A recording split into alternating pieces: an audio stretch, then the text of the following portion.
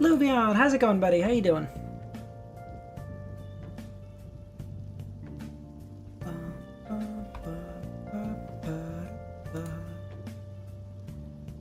Excuse me? Yeah, sure. Yeah, good. Alright, fantastic. Okay, sorry, just give me 2 seconds. I'm just working on,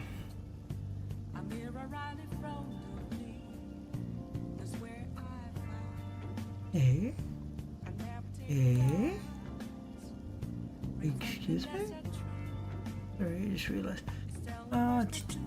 Sorry, I'm just working on something, Luvian. Give me just 2 minutes. That's done. Parade, and then both face and mine. I'll pray for you to go.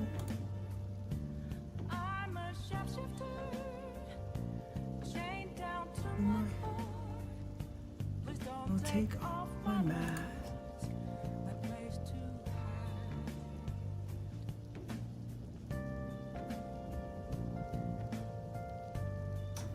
Oh, it makes me do it in US. Oh, that's so shitty. Oh, fuck you. Ugh. Alright, fine. I guess this is it. Okay.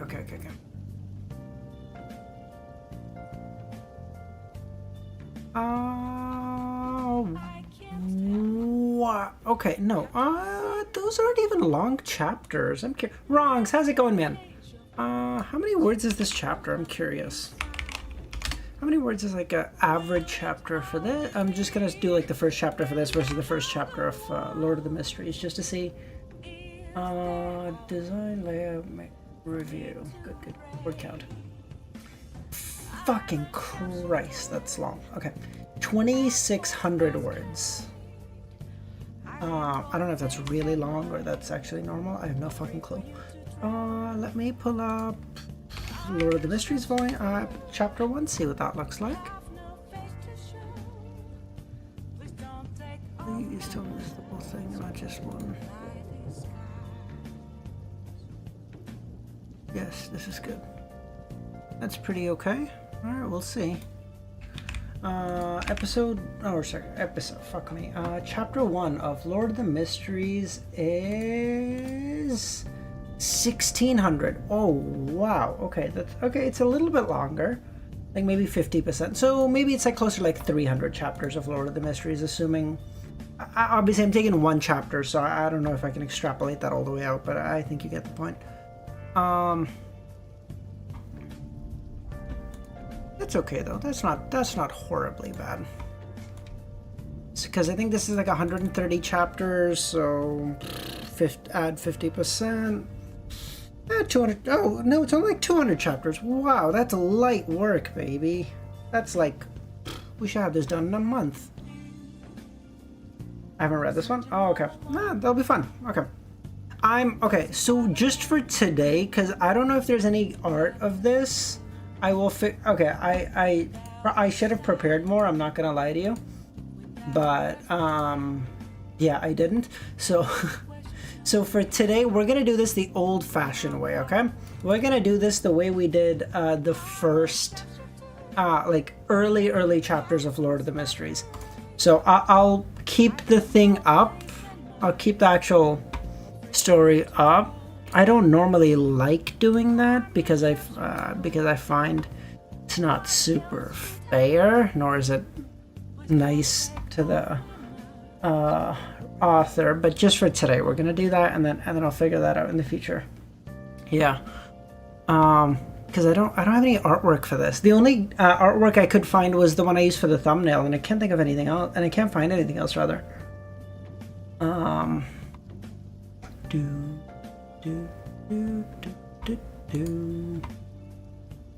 But for now, we will go to Wordle.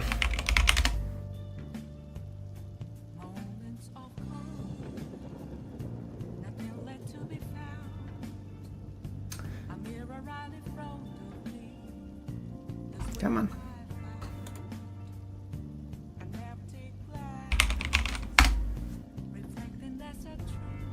Oh, we're still early, Luvian. We're still early. Plus, for most people, this timing is kind of like horrendously bad. Not even kind of. Just because for most people who watch me are either EU or like Asia. EU, this is like horrendously bad because it's like 2 a.m. And like Asia, depending on where you are, this is also horrendously bad because it's like 4 or 5 a.m. It's like, oh, fuck me. It's just like, it's just bad timing. Oh, okay. So, exit. I've read till chapter 40 about a year ago, and I started reading it before the stream. Oh, nice. How did you like it, Wrongs, when you read up to like 40? Oil. Oil. You bitch.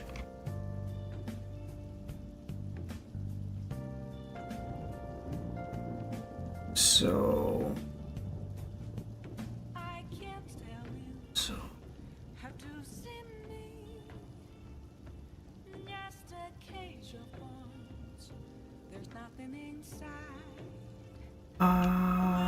okay, so it has to be...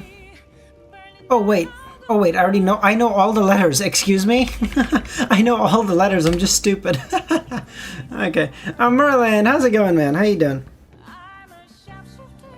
Wait, I didn't even... I literally just looked at the OIL. I didn't even look at the... That's so stupid. See? Got it in 4 today. Good day. How's it going, Merlin?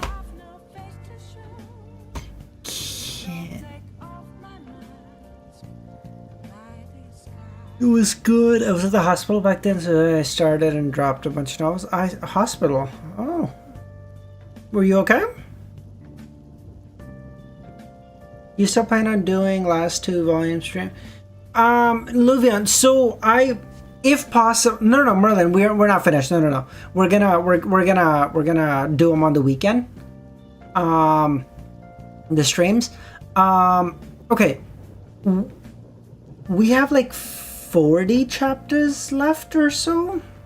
Sorry, let me get your messages pulled up because I want to see where.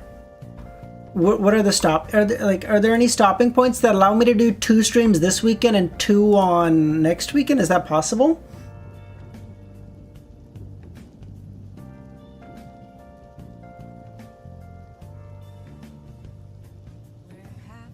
Okay. I think we should stop at like 13.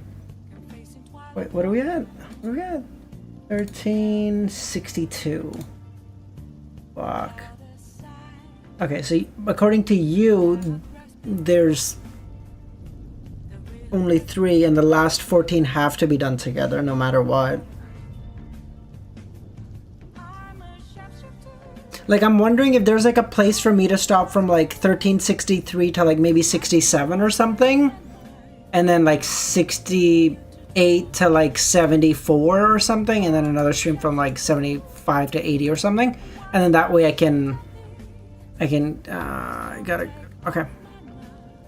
I think 5 chapters is a good place to stop today, although it may not be. Yeah, we'll see, Wrongs. It's not like, that's why I didn't put chapters in the deck, because I just don't know.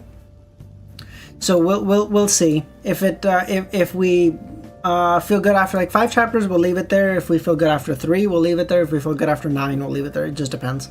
I don't have like a hard stop. We're fine.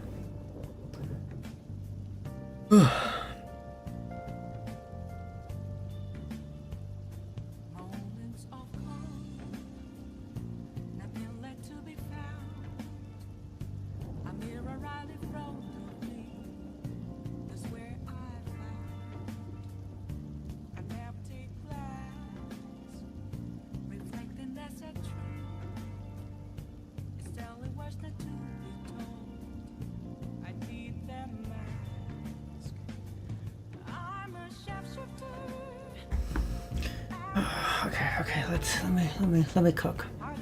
Tunnel, hallway.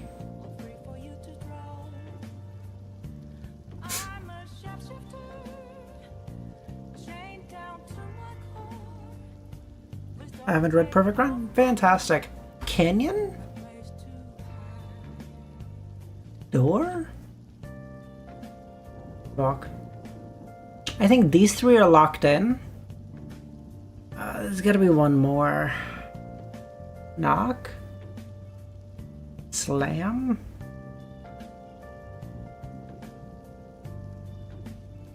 Oh, that's not it. Okay, never mind. Okay, knock first, Zoom call, tunnel, current. Current, whirlpool. Nothing inside. Zoom call first. What the f is this? Oh, this is such a piece of shit today. Fuck this. We're going Lexicon. I'm not fucking playing connections. Piece of shit. Estate home. What? Estate death. Oh. Excuse me, what is it? Okay, estate. Estate, an extensive area of land. Okay, I assume that's what it's going for. Land. Okay, land, home, home, visit, vacation, return, yesterday, recent, recent vacation. A recent vacation visit. Recent vacation visit. What would we be thinking?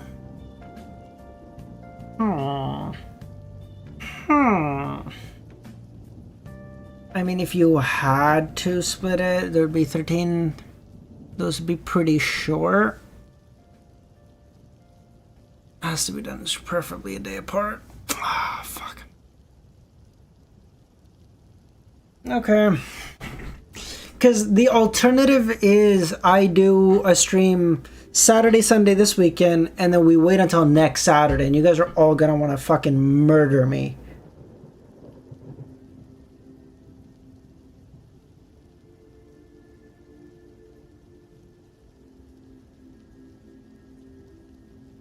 If you guys can convince me, maybe we do Friday,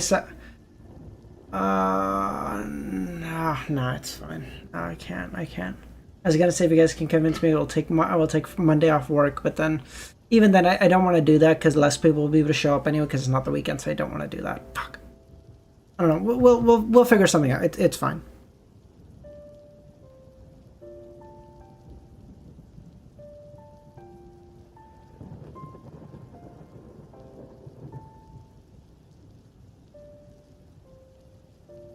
Amnesiac, how's it going, man? Alright, as per your suggestion, I believe it was you that recommended the perfect run, no? We're reading this bitch. That you ask? Friday, Saturday, Sunday might work? No, I can't. I can't. No, we have guests coming over Friday, and my parents have already told me, like, hey, you can't stream that day. Like, we need you to, entertain our guests.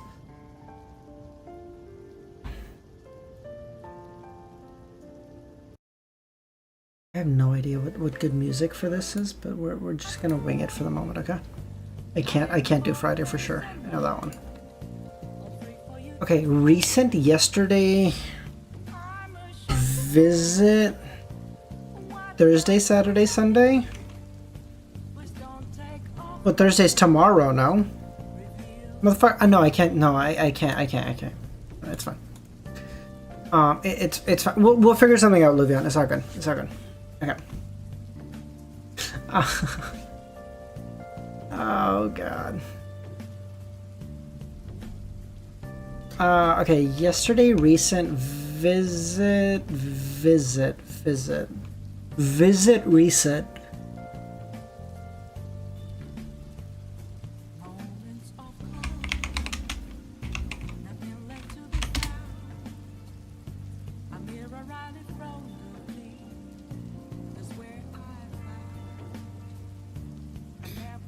Bog, how's it going then? Visit view. What? See? Sites? Okay. Sites, visit, see recent. Looking forward to this. Have you read Perfect Run, Bug? Recent see. Excuse me? I have not. No, no. I'm so close, Bug. Okay, it's not like I'm saying like, hey, I'm gonna like take off time from reading Lord of the Mysteries to read this instead. I was gonna read Lord of the Mysteries only in the day now because we're gonna finish it. So now it was just like I have this spare time, so I can not stream for the next couple of days, or we just start this a little bit earlier. Standard. I don't know why that's the word that comes up here, but see yesterday. Yesterday once more charm. Rewind. Past.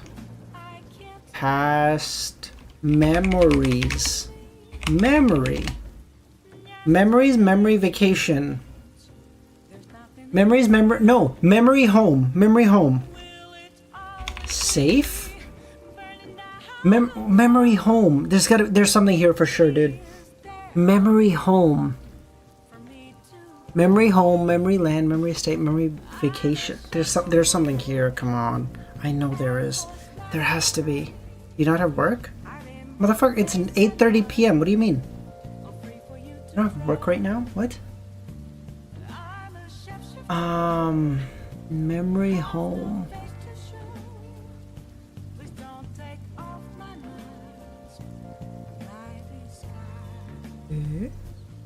Memory home. Oh, Bug. No, we're gonna stream on the weekends. Yeah.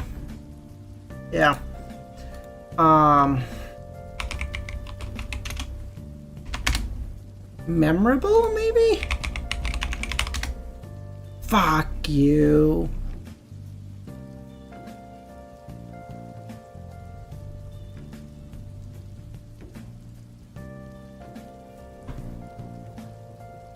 Remind? At least until the ending of Volume 8. Like, the side stories, I'm okay to do in night streams. I don't care if I have to do those as night streams. I'm fine. I mean, the actual story ending, I want to do as... I'm not saying the side stories aren't important. I just mean, I assume they're not as, like, vital to the plot, you know? Like, I'm sure they're canon or whatever.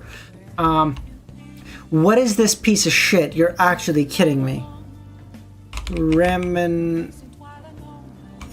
I don't know how to spell this piece of shit word. How do you spell reminisce?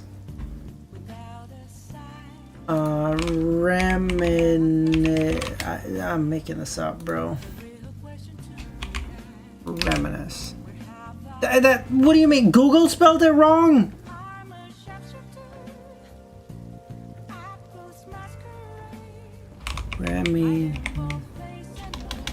Dude, you think you know better than Google. This is crazy.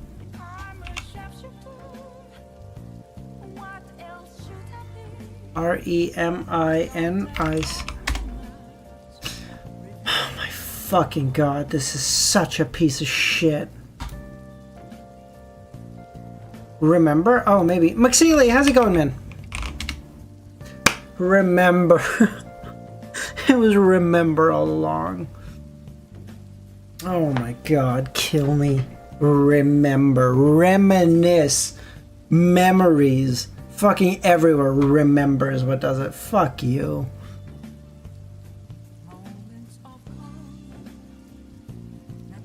Okay, there we go. Okay, let's start the perfect run. Okay. Again, this is not how I'm gonna keep it for the future, but for today, we'll just keep it like this, like the good old days, and then I'll figure something else out. I don't like doing it like this, but for now, this will be fun. Okay. It was May 8th, 2020. Any predictions? Dude, I don't even know what the story's about. I have no fucking clue. Maybe after like the first chapter, we can make better guesses or something. I don't know. It was May 8th, 2020, for the third time, and Ryan had already caused 2 traffic accidents. It was May 8th, 2020 for the third time? Time loops? Eh? He blamed the people of New Rome for this. The city inhabitants were as nervous as coffee addicts in the morning and drove their cars like monkeys out for his blood. Bro, I love how we go from curly-haired baboons to monkeys. We're close enough. Welcome back, Benson. Zephyrus, how's it going, man? Have I seen you before? There, I don't like.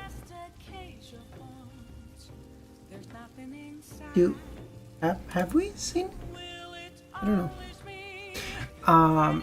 Moving on the walkway would have been much safer. Thankfully, he had saved right before passing "Welcome to the New Rome" sign at the end of the highway, linking the city to the rest of the Campania region. He had saved. Like video games? Like he has a saving reload ability? Okay. Driving his highly customized red Plymouth Fury, Ryan stopped right before a tank truck would have hit him to the left, dodged a Bliss addict meth head, and then finally reached New Rome Strip. Owing to its reputation as the largest metropolis in Italy and a ravaged Europe's capital of sin, New Rome was quite the sight. Built around the shores of Gulf and of Naples years after Mechron's drones bombed it to oblivion.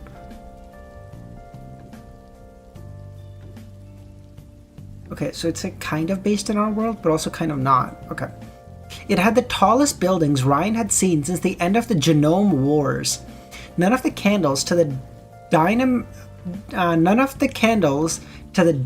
Tower north of town, a glass spire, symbolized the company's power over the regions.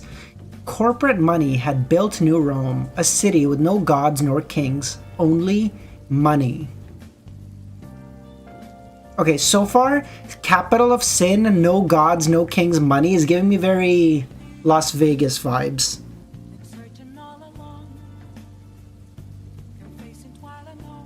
Oh wait, actually, I will say, okay, I remember someone mentioning gambling. I don't know in what context, that I don't even know if this is the same series, but I feel like someone mentioned like, oh, there's gambling involved in the series. Am I crazy?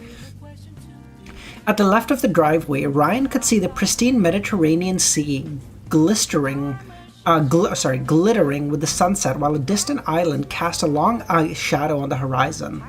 On his right, he could glance at the countless casinos, gambling dens, and luxury hostels that had drawn many tourists to the city. He had glimpsed the famous Causoleum Maximus, a modern replica of the old world's Coliseum. Good lord, what the fuck is happening to me? This district truly deserved its name as of the Golden Coast. I'm actually gonna have a stroke. Hold on. What is happening to me? Sorry, the tea burnt the fuck out of my tongue. I can't even feel it right now. Okay. Ryan himself attracted a few glances from the tourists since he had drove in his quick save costume. So he can quick save, but only if he's wearing a certain getup. He covered his adorable face with a metal mouthless mask with two rounded glasses for eyes, and his black hair beneath a black top hat. Add to that a navy blue trench coat, a purple shirt, blue pants, black gloves, and boots, and you become a style incarnate. Okay, hear me out. Hear me out. Take away the mouthless metal mask, but you black hair, black top hat, trench coat, purple shirt, blue pants, black gloves, and boots. Is it not giving a little bit Gearman Sparrow? Just a little bit. The outfit was hot to wear and not practical for fighting, but it looked amazing. To quick save, that was all that mattered. Perfect run. I've just begun reading this too. Oh shit, nice man. What chapter are you on? No spoilers, of course. Have you been here before? 3. My Havenly, we're not even reading Lord of Mysteries right now. Although I will say I appreciate your dedication to the hatred, bro. Crazy work. As he continued moving north to his destination, Ryan noticed a few eye-catching publicity boards. One of them portrayed the superheroine Wyvern, a beautiful Amazon of a woman with shoulder-length black hair, sharp, grayish eyes, and a white bodysuit, showing off her muscles with a green potion in the background. Want to be as strong as Wyvern? With our Hercules elixir, what Hercules did in 12 labors, you can do in an afternoon. Only 100,000 euros, only at Dynamis. Eh?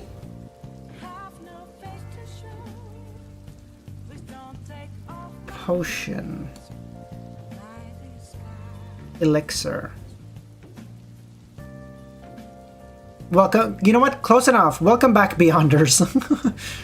I'm not quite sure how to deal with that. The fuck asked you anything? Goddamn, my Alexa just started up for no reason. Everyone wanted to be a genome these days. Oh, is it a genome? Is that how you would pronounce that? Hold on. Oh, it is a genome. I see. Okay. Everyone wanted to be a genome these days. I see. Okay. So a genome is a beyonder. I see. Okay. Everyone wanted to be a genome these days, even the shadow of one. Then again, who could resist superpowers in a can? Oh, literally. Okay. Ryan hadn't, although he had taken the real stuff, not the cheap knockoffs, giving just a fraction of a real superpower. His life had been a roller coaster ever since. Okay, so what he's saying is what the companies are selling is like a fake fractional version of what the real thing is, but the real thing I assume is like really impossibly hard to get, but Ryan has one. I will say, coming off of Klein Moretti, Gearman Sparrow, Sherlock Moriarty, Ryan feels like such a basic bitch name. Driving in front of a cliff tourist spot at a Miami Lake beach, Ryan reached a tourist district full of bars, nightclubs, and restaurants. The place smelled of drugs and alcohol, and it didn't look seedy either. The worst neighborhoods were in the north. From what he had heard, from having memorized the city's map, Ryan quickly found the place he was looking for. An unremarkable pub located between an Italian restaurant and a closed nightclub. Parking his car nearby, the courier stepped down and opened his trunk. Never good at organizing stuff, the young man had left all of his belongings in a chaotic mess. His tools, computers, and weapons formed a mass of metals almost overflowing from the car. Although none of this compared to his white rabbit plushie, the most devastating tool in his arsenal. Yeah, you just show that to someone, they just break down, they're like, oh god, you're a loser, I don't want to beat you up, oh my god, I just want to give you a hug, are you okay? It was something of a cozy place with wait, no, hold on. After searching, Ryan quickly found the black briefcase he had been hired to deliver, seized it, closed the trunk, and entered the pub. It was something of a cozy place with 10 tables, only a third of them occupied. He briefly noticed some Latin muchacho trying to impress his date by levitating a coin in the air. He must have wasted 50 grand on a knockoff elixir. A balding, wrinkled old man with tan skin stood behind the counter, looking at the newcomer suspiciously. Do not underestimate the rabbit. Close enough. Welcome back, Mr. Wrath. I'm gonna keep doing that forever. Hello, local humans. I come in peace, Ryan addressed the carbon-based life form called a barman. Is this Renesco's Jolie Wrangler? I'm scared of that rabbit. No. Okay, I'm scared now. The man behind the counter glared at him. It's written on the front door. What do you want? Why did the bar's title involve both French and English words? Well, the barman sounded like a true Italian. Multiculturalism struck again. Multiculturalism struck again? Close enough. Welcome back, Donald Trump. Then you must be Renesco. Ryan handed the poor fella the briefcase. I've been hired to give you this. It's full of mushrooms and a bomb, but I didn't open it this time. This time? Are you... I am Quicksave, Ryan introduced, tipping his hat. I'm immortal, but don't tell anyone. God, dude, you just said it loud enough for everyone to hear, someone jeered at the back of the club. That's your power, the barman said. Immortality? It's part of a package deal, Ryan replied. Whatever, Renesco grumbled. I'll tell my boss you should receive your payment soon. Good to hear, Ryan replied, a hand on the counter. Hey, look, since I'm here, have you seen a girl called Len? Black hair, blue eyes, Marxist-Leninist? Commie! Get her! She's a commie! I'm sorry. Never heard of her, the barman said. If you're looking for a girl, try a brothel. Dude. That's not really the type, but thanks anyway. Knowing her, Len was probably hiding in some underground Kremlin bunker. Kremlin bunker, excuse me? Any place where you can buy custom genius tech in town? Homemade? Try Rusttown in the north. If you're brave enough, you can always find interesting stuff at the junkyard, but it's full of cutthroats and psychos nowadays, the barman said. They'll eat you alive. Ryan shrugged as he heard someone enter the bar. The temperature seems to have dropped a few degrees. Renesco, the newcomer asked. Yes, the barman replied. A few seconds later, an ice spear tore off Renesco's throat and nailed him to the back of the wall.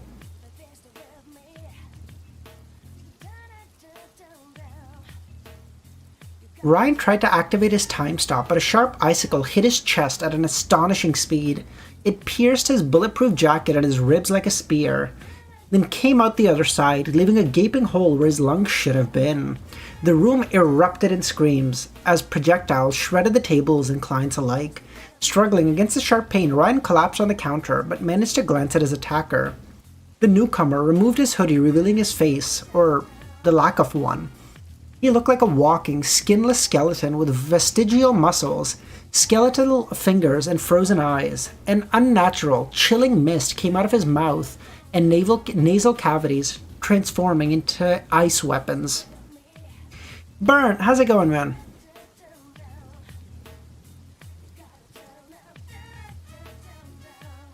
I'm glad you said a read perfect run. Yeah, so far it's good. I will say I'm only like halfway through the first chapter, mind you, but the only negative so far is that the main character's name is Ryan.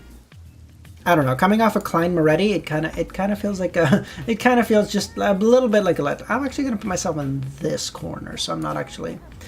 I'm gonna cover a little bit, but it's fine.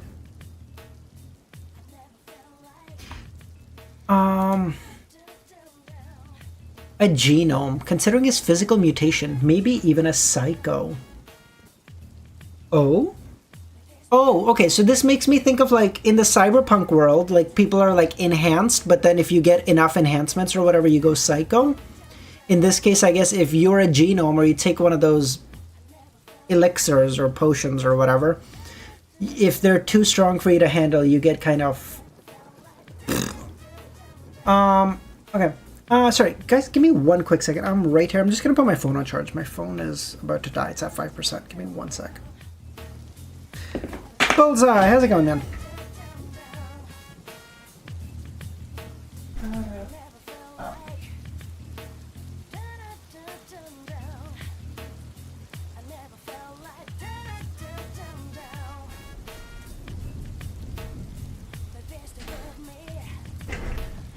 Okay, all right, we're back. Sorry about that. Okay.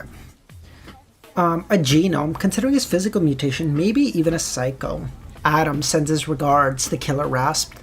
The muchacho man in the bar's back tried to telekinetically throw a chair at him, but the hostile genome grew an armor of ice over his bones. A few icicles later, the Spanish man and his date had their face redrawn in a cubic style. I'll get you. Ryan dramatically raised his finger at the murderer, blood flowing out of his mouth. On my next save. The undead froze him alive with a wave of his hand, and all went dark. Oh, okay. Spoilers for anyone who doesn't watch Rick and Morty. There's like a particular episode where Morty gets Rick to make him like a safe like a video game style like save and reload thing. It's very similar to that. It was May 8th, 2020 for the 4th time, and now Ryan was pissed. 3 times, 3 goddamn times he had died trying to make this damn delivery. Then again, that was what he got when not paying attention. With the exception of his save point, his powers needed a conscious action to activate. His enhanced timing sense, in particular, didn't kick in until after he had lived through events already. Ryan didn't mind dying. He'd gotten used to it after the first 24 times or so. But dying so quickly, less than 2 hours into a new save spot, 3 times? His loops usually lasted days, allowing him to try new and interesting things, while repeating the same thing in quick succession bored him to death. This meant war, goddammit. Is this a... Yeah, it seems to be a time loop story, Bullseye. Do you think Absolute Batman should give up? Fuck no, brother. The indomitable human spirit. Persevere. Fuck that. Batman's a lot of things. He doesn't give up, though. Fuck all that. Ryan entered his autopilot mode, his mind wandering off while his body repeated all the actions of the previous save. He only stopped and regained consciousness as he entered the bar. Instead of entering, Ryan remained in his car, waiting for his killer to show up. He didn't have to wait long. The assassin walked out of the street corner, hands in his pocket and his ugly face hidden beneath a hoodie. It said something about New Rome that this crook didn't draw any attention at all as he entered the bar. There was only one rational, responsible way to act. Ryan moved the car right in front of the pub, put on an AC/DC song on the radio, and smashed the accelerator. He said, bitch, I'm just running your ass over. I'm not taking no chances. No, but here's the problem. He's not immortal. He has like rebirth, which is way worse. Or actually better, because immortality is horrendously bad. Because like, oh, you just can't die? Okay, motherfucker, I can just cut your hands and feet off and just like keep you alive. No problem, you're alive. Like, what are you doing? Like, this is way better. Well, no, 3. He can die, and he does die. He just, when he dies, he resets to his last save point. Pedestrians screamed in panic, and some leapt out of the air as leapt out of the way as the car drove into the bar's entrance. Having been reinforced specifically for this kind of stunt, the Plymouth demolished the wall and hit the assassin from behind before he could attack.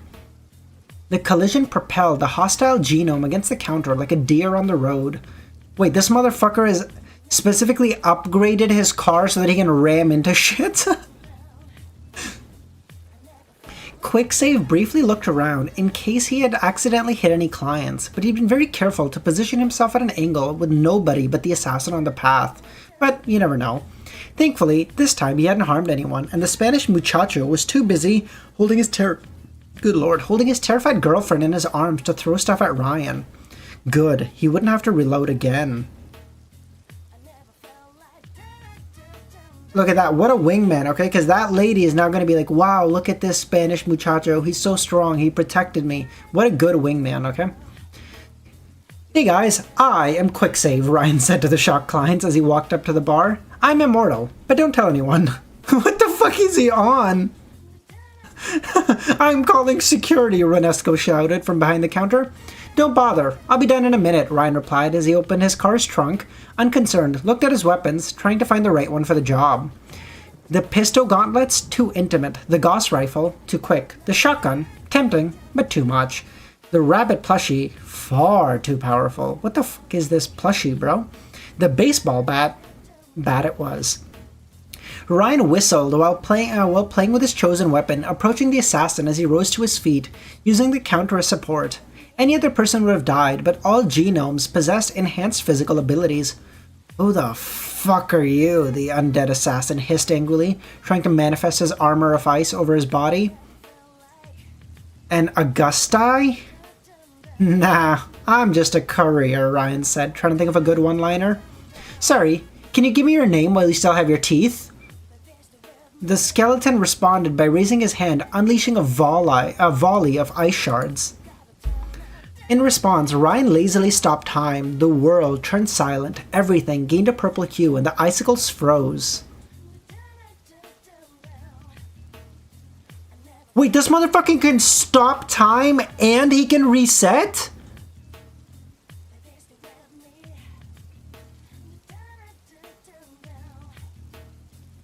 That's... Dude, if you could just reset, that's one... What? This is so broken!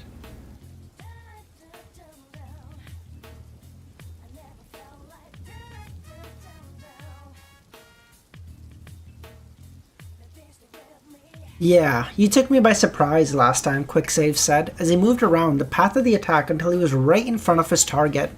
Neither clients nor the enemy genome could move, trapped between 2 seconds. Not gonna happen again.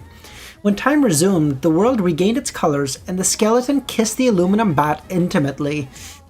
Oh, dude, can you imagine? Someone's trying to hit you, you stop time, you get out of the way, and you're like, and you just position yourself perfectly, and then time restarts, and this motherfucker gets hit with a bat to the and he's like, what the fuck? Oh my god. I don't care how strong your skeleton is, that's gotta hurt like a motherfucker, because you didn't even have time to like brace for it. It just hits you. The undead genome lost a few teeth since his jaw was tight. Must have been his first time. The attacker tossed the killer to his knees. Another strike introduced him face first to the ground. Ryan started beating him up to the tune of Highway to Hell, singing to himself. Between the shock of being hit by the car at full speed and the blow to the head, the enemy genome couldn't even put up any resistance. And it seemed he had some frozen blood below his bones and vestigial flesh. I feel like the healthcare system beating up a helpless granny. Ryan shook his head before hitting him again. Look what you made me do. he's like, I feel bad about it. Look what you made me do. I'm having to beat your ass. The wicked fossil couldn't offer a good excuse, so Quicksave continued his assault. His unnatural resilience would allow him to survive far worse. And considering he had once killed Ryan, the courier didn't feel bad beating him within an inch of his life. Drop your weapons! Ryan turned around as three men in black riot gear, pointing energy rifles at him from behind. They surrounded his car while they proudly displayed the Ouroboros symbol of the Dynamis Corporation on their chest. Close enough! Welcome back, Ouroboros! Probably members of private security, a crowd of civilians had gathered outside the bar, looking at the scene while maintaining a respectful distance. Some even started taking photos. Hey, I'm just trying to help, Ryan protested, waving his bloodstained bat in surrender after kicking the assassin with his boots one last time. You blew up my bar, Renesco said. Oh, you want money? Quicksave quickly searched through his trench coat as three red circles appeared on his mask, before bringing out a wad of banknotes worth 50,000 euros. Here, have a treat. Based. Renesco looked at the money, grabbed it, counted it, and said, that's enough to pay for the repairs, he told the guards. The guy on the floor tried to attack us. The weirdo came to help. You have a license? You're a vigilante? An Augusti? Company Genome? Nope, Ryan replied. Well, if you don't have a license, why shouldn't we take you into custody too, along with the bone guy? Oh? You want money too? Ryan threw a bribe at him. Dude, this guy's amazing. He said, oh, I'm sorry. Oh, you're gonna arrest me? Bribery. What is it? Sequence 6 of the lawyer pathway that gets you bribery or whatever? He's like, oh, based.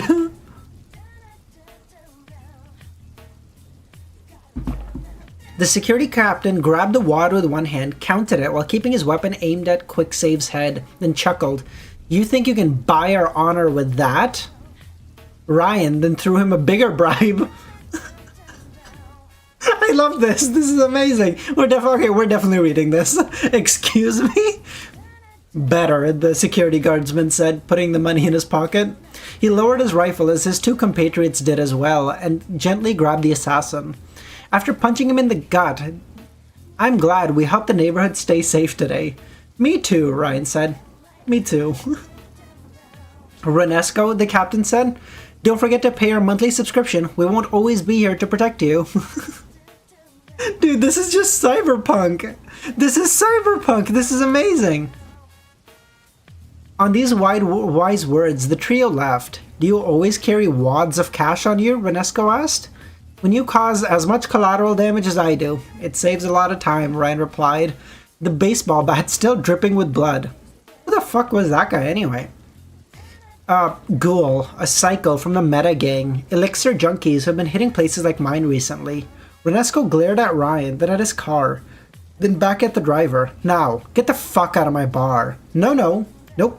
Not until I have finished my damn delivery. Ryan handed the briefcase to Renesco, not really caring about the attention he had brought. Quick save always delivered, and no matter how many times he needed to die. The barman's eyes flashed with recognition and then confusion. I don't get it. You weren't even paid half of what you just spent. It's not about the money, Ryan replied as he looked around, worried that someone had listened. He then whispered into Renesco's ear, "I'm just bored." Oh, that's amazing. I'm just bored. Oh, that's amazing.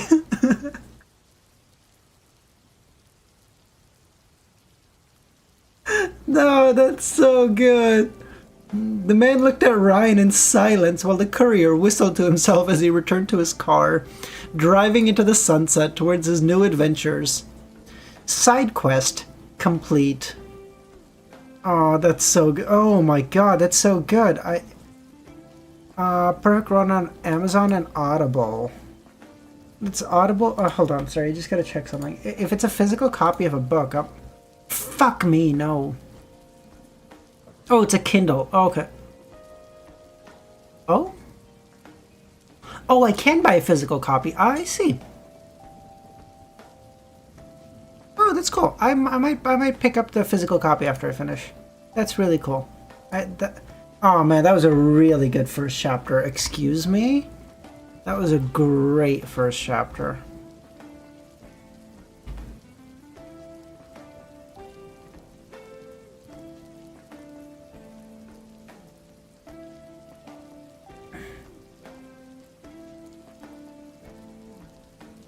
Ryan always did Hold on, hold on. My phone's almost dead, but I gotta grab it. I don't know, maybe my chat is stuck, or...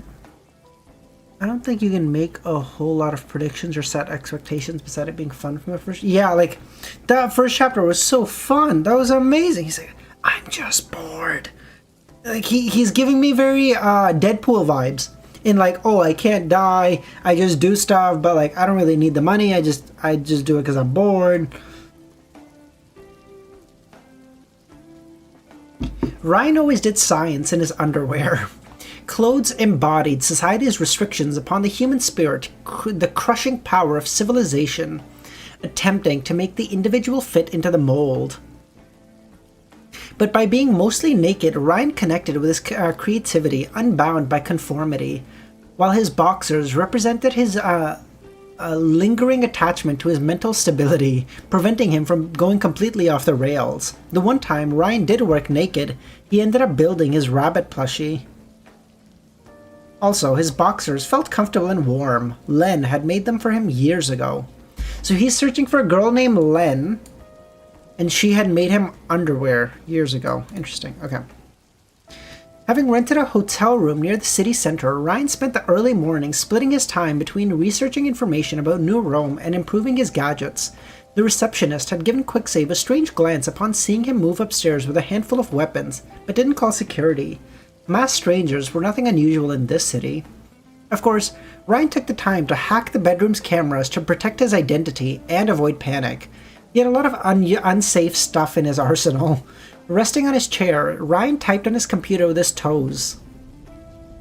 See, like, this is totally some Deadpool shit. Like, he's just typing on his computer with his toes. Why?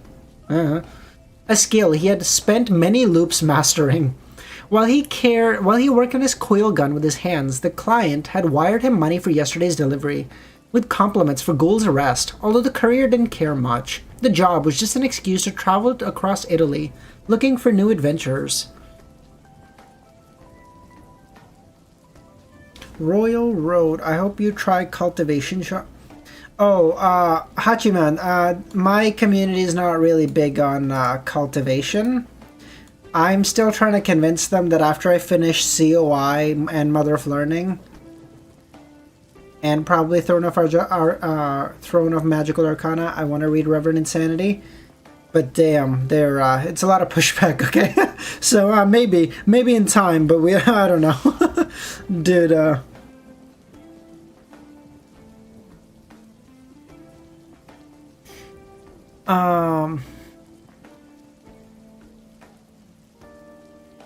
about throwing a much. Be prepared for a terrible translation. Don't you worry. Reverend Insanity. That's a yeah, no, Hachima. Yeah, that's what I mean. Like everyone says, like Reverend Insanity is like the best cultivation ever, and everyone and like 80% of my community is like, if you touch Reverend Insanity, you will never see us again. You're fucking garbage to us. I'm like, I'm sorry. But thanks for popping by, man. How you doing? Danielle, yeah, I figured. So I'm gonna finish Lord of the Mysteries in day streams. So I figured during the nights, because otherwise I was not gonna stream. So I might as well just.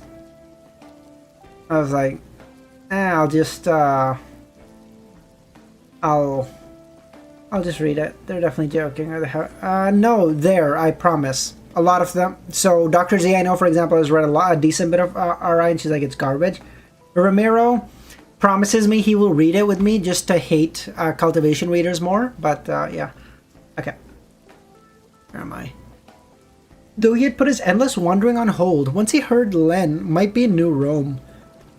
No, don't mind them. If they're loyal, they'll stick around. Yeah, that's true.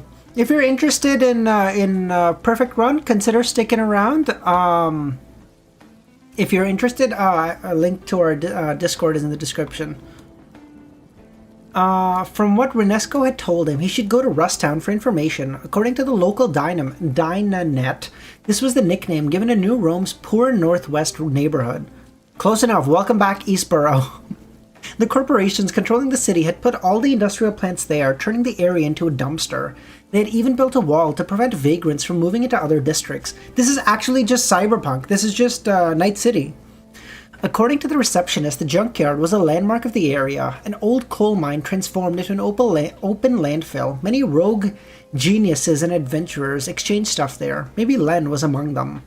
Someone glanced at his bedroom window. Someone knocked at his bedroom window. Ryan glanced at it, a woman waving her hand at him from the outside.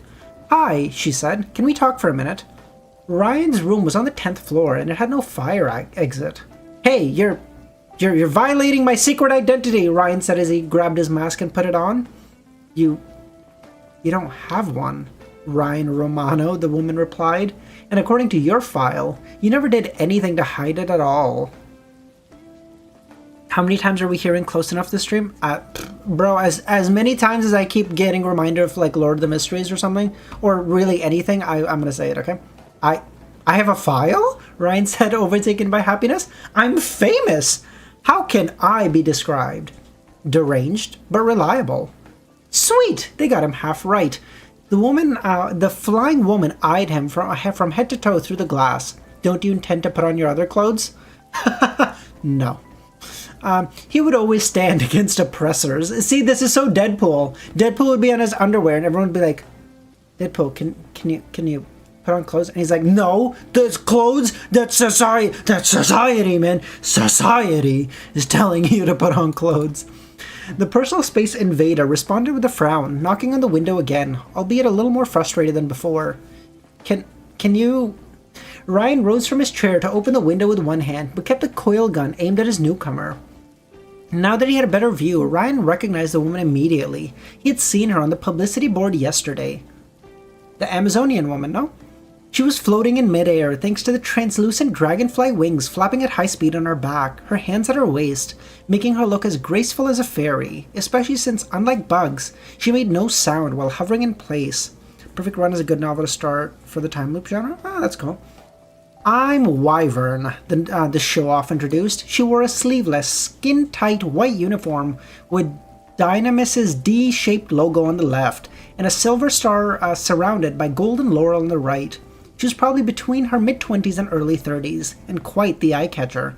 I wanted to thank you for Ghoul's arrest yesterday.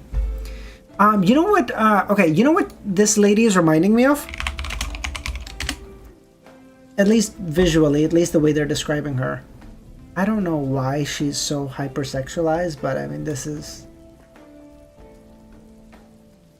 yeah, we can just go with this one. The way they're describing her makes me think very much of Power Girl from like DC Comics.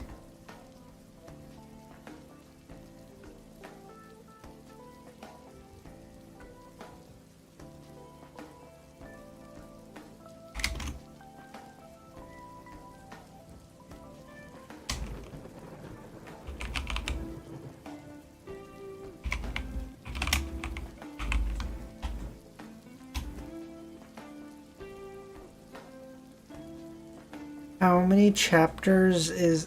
Reminded me of... What? I didn't say... Bro, what did I say, Daniel? Why are you so mean? Then Ryan started to close the window. Hey, wait! Wyvern caught the window and kept it open. Ryan had heard she could bench press a school bus, even while partially transformed, so he didn't press the issue. What are you doing in town, Quicksave? Can I call you Quicksave? I don't know, but something tells me the author's a Marvel fan? I mean, I don't think anyone is just fan of one. I don't think I've met anyone who like would honestly say like, oh, I don't like Superman, or I don't like Batman, or like if they're a DC fan, I don't think anyone would go, yeah, I don't like Spider-Man. Like you're just fucking lying, bro. If you like comics, those three in my mind are like the big three of comics: Superman, Batman, Spider-Man. And then like and then whoever you want to put fourth and fifth, whatever, I don't care.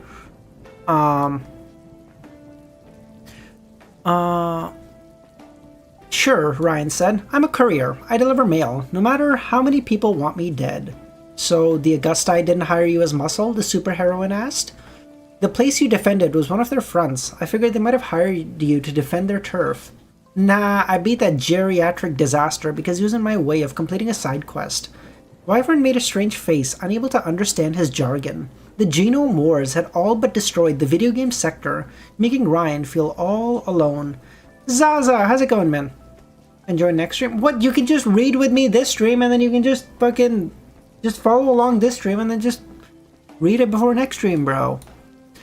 Oh, by the way, have you heard of a girl my age named Len? Black hair, blue eyes, Marxist-Leninist? Marxist-Leninist? Wyvern frowned. You mean commies? Those guys still exist? I got oh, okay, never mind, Zaza. Okay, have fun in class, buddy. Or, I mean, go to class.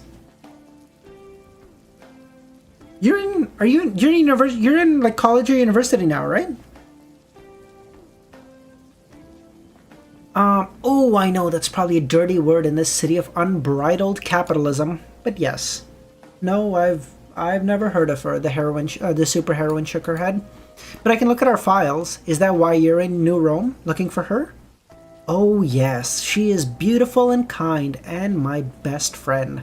I have been looking for her since forever. I'll help if I can. Actually, I believe I can help you a great deal, Wyvern smiled. Here comes the recruitment offer. I belong to a group called the Second Miglior, Wyvern said. You've probably heard of us. The Second Miglior, a bunch of corporate superheroes who were the official protectors of New Rome and modern celebrities. Of course, they were all on Dynamis' payroll, who owned their image, merchandising rights, and told them who to fight. Nothing like Leo Hargrave's Carnival.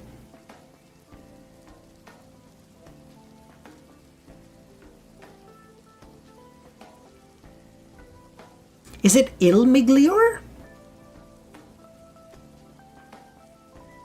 Oh, it's Il Miglior. I see. Okay. Okay, thank you. Now, those were real pro bono superheroes, Wandering Knight style. Ryan couldn't help but admire them. Even if they had caused the worst days of his life. Capitalized... oh, I see. Okay, thank you.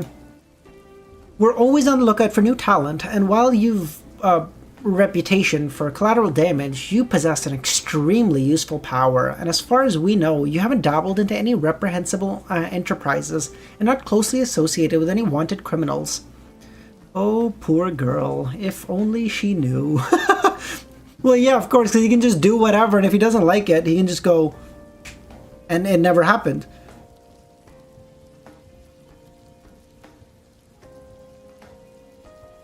I wouldn't be opposed to them, Daniel. Daniel, it would just depend on how fucking long they are, dude. I can't do some fucking 5,000 fucking chapter long shit.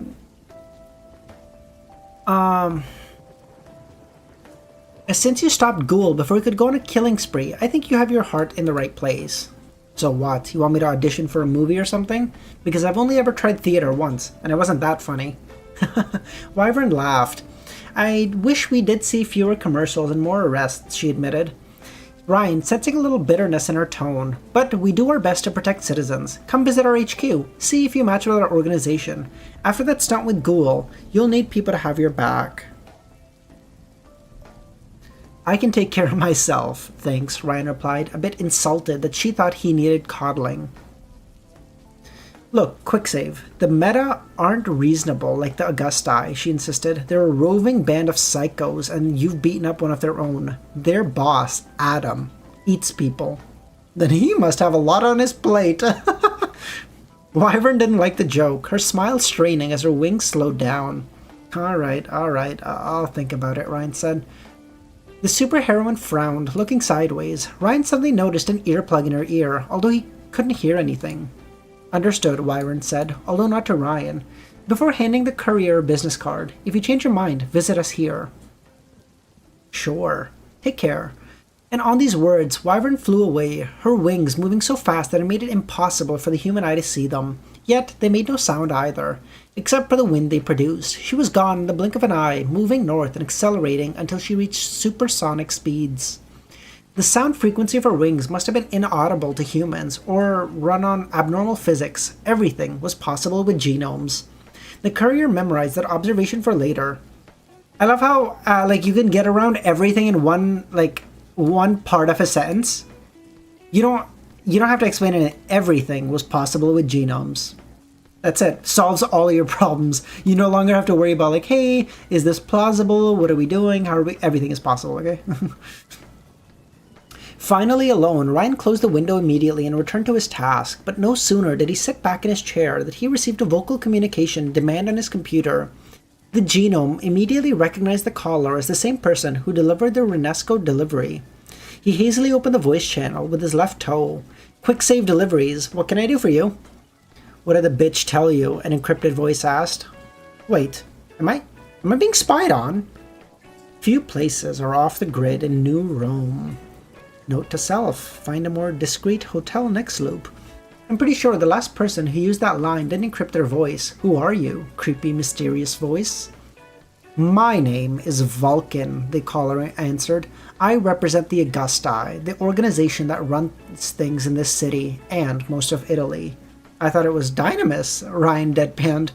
That's what they say, the voice laughed. But Italy has only one emperor, and his name is Augustus. Close enough! Welcome back, William Augustus III. Godzilla, how's it going, man? What? I'm sorry. Luvion, you have to give me that. Come on. What? Augustus? Come on. I'm not going to take that?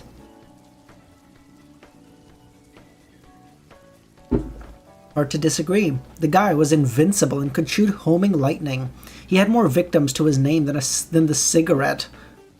You think this one is also a fraud? The guy's invincible? I have a feeling he's gonna be very invincible when we get to him, okay? You have our thanks for saving our employees from that meta trash, Vulcan said. All this to say, whatever the winged lizard promised you, we will give you more. Is it an offer you can't refuse? Or an offer? Because I'm allergic to horses. We need tough people who get things done, Vulcan replied. You want women? Or boys? New hardware? Good weapons? Enough bliss to fly you to the moon? All of that shit could be yours if you prove you're a team leader. And how do I do that?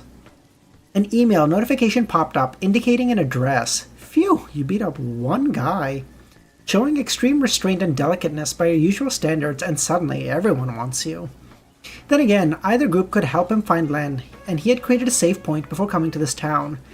That meant only one thing: multiple routes unlocked. Oh, true. You think everyone will jump this Augustus? I have a feeling it's gonna end up being something like Augustus knows where Len is or something, or like knows something that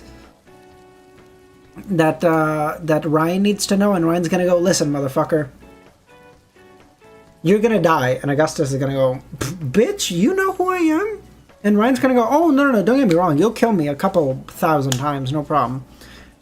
But I'll fucking kill you one of these times, bro. I don't care if I have to make 400 rabbits, okay? Eventually, I'm just gonna smother you in fucking rabbits and blow you to the fucking moon. Okay? Whatever it takes, no problem. 3. Men of Honor. As per the name, the Bakuto was a Japanese-themed casino. Having parked his car nearby, Ryan glanced at the building with amazement. The architects had recreated I will say, for a time loop based thingamaj for a time loop based story, 130 chapters feels really small. Having parked his car nearby, Ryan glanced at the building with amazement. The architects had recreated a perfect copy of the Oriental Pagoda Tower, as large as a mall. A red carpet led to the golden, ostentatious torii gates, with the casino titles plastered on them. Hordes of gamblers walked in, some dressed in traditional Asian clothes like kipao? Kipao? I don't know. Others in tuxedos and expensive gowns. Of course, none were as stylish as Quicksave's own fabulous outfit, but the Genome gave him points for trying. The staff had even dressed the bouncers in samurai in low-grade, genius-made armor.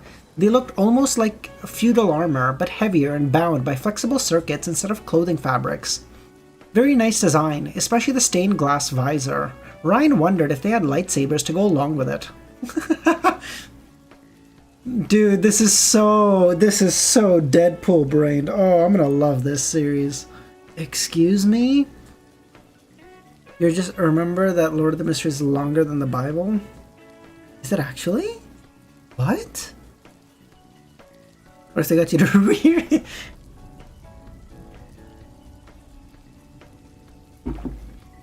If I'm not wrong, Q sounds like C. So it'd be Sipao? Maybe. Maybe. No weapons allowed, a bouncer said, as he and a compatriot checked Ryan out. Due to the armor, both were at least a foot taller than the Genome. They immediately found the throwing knives in his sleeves and examined him very thoroughly. It took him a few minutes to find most of his stuff. Q sounds like Chi? Cho? So Chipao. Okay, I see.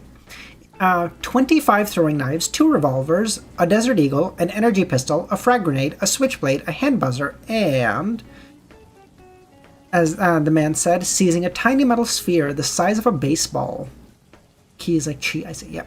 Is that a bomb? Yep, Ryan said. Genius tech. EMP? Gunpowder? Thermonuclear.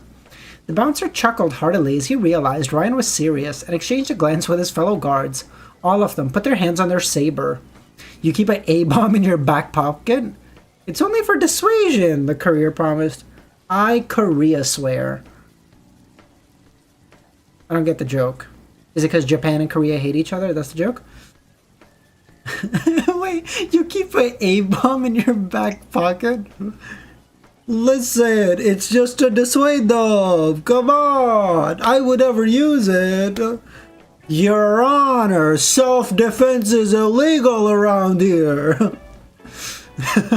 The bouncer remained silent for a moment, then touched his helmet, and hushed words which Ryan couldn't hear.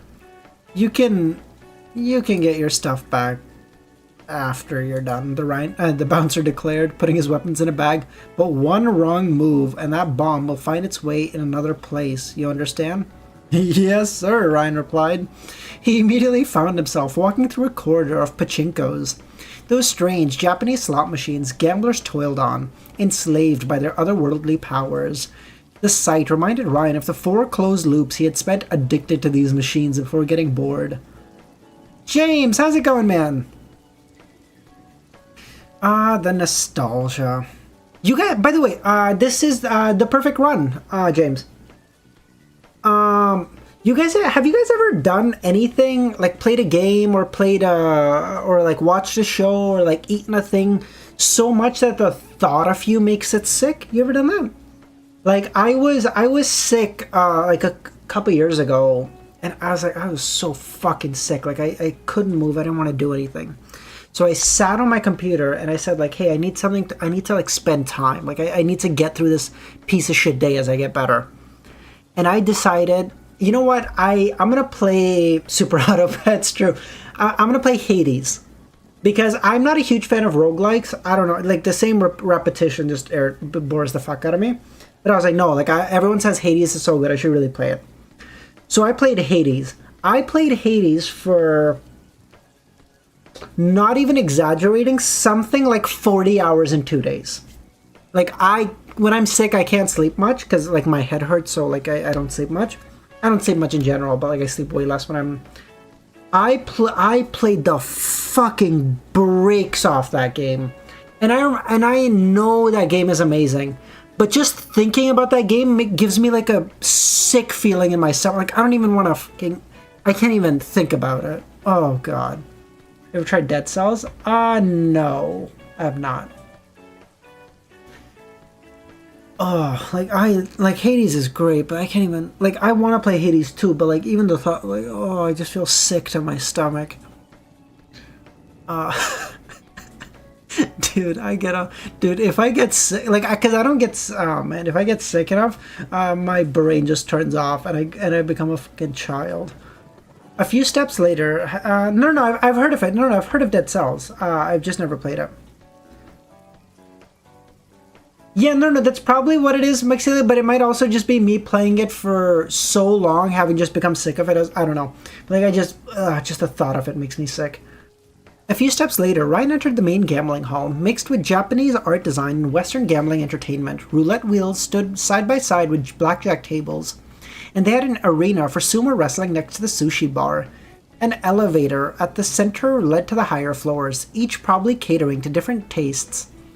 The giant screen above the sushi bar showed a promotional image of the new Rome's Colosseum, and a T-Rex roaring on its ground under the acclaim of a crowd.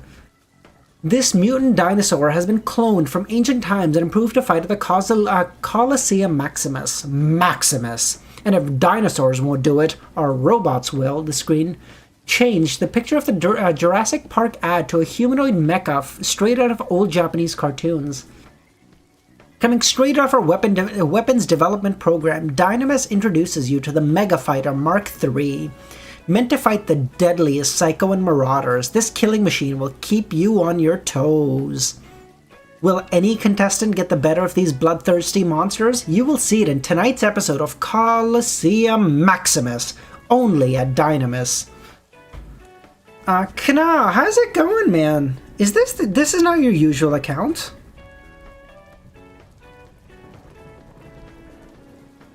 Your usual account is orange, no?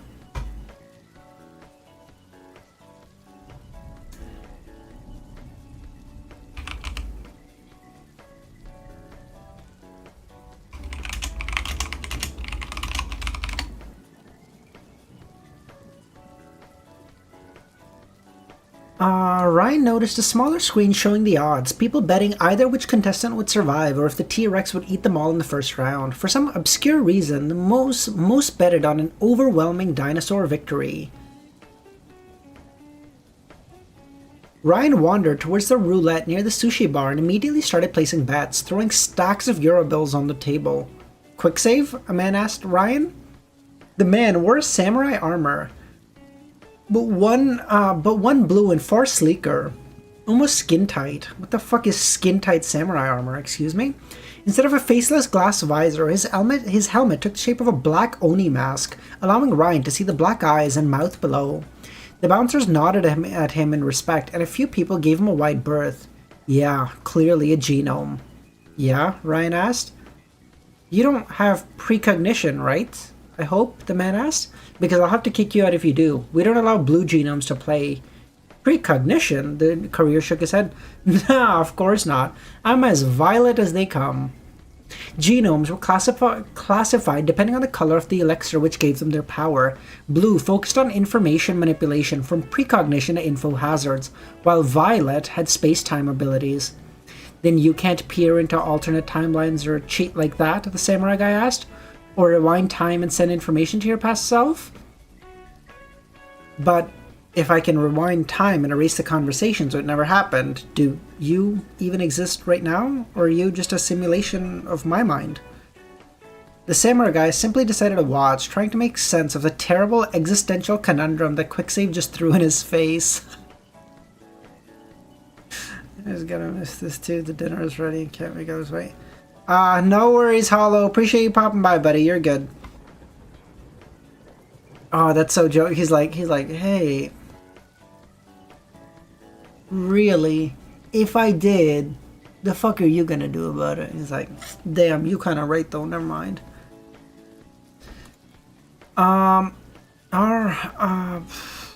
In the end, the courier threw 30,000 euros, but had memorized the roulette numbers and victorious gladiators' names for a later loop. Or sorry, the courier blew 30 grand, but had memorized the roulette numbers and the victorious gladiators' names for a later loop. Strangely, while the dinosaur won, one firecracker had managed to survive all the way to the end. Yeah, you definitely aren't a seer, the samurai guy said, having acted as Ryan's chaperone during the entire gambling spree. I think you should slow down. At this point, you're just burning money. I'm sorry, what's your name? Ryan asked. I'm Zanbato. I am an Augusti. Are you Japanese? Cause you sure don't sound Japanese. Oh, you aren't a seer. True. Seer, close enough. Welcome back, Klein. True. I'm sorry. What's your name?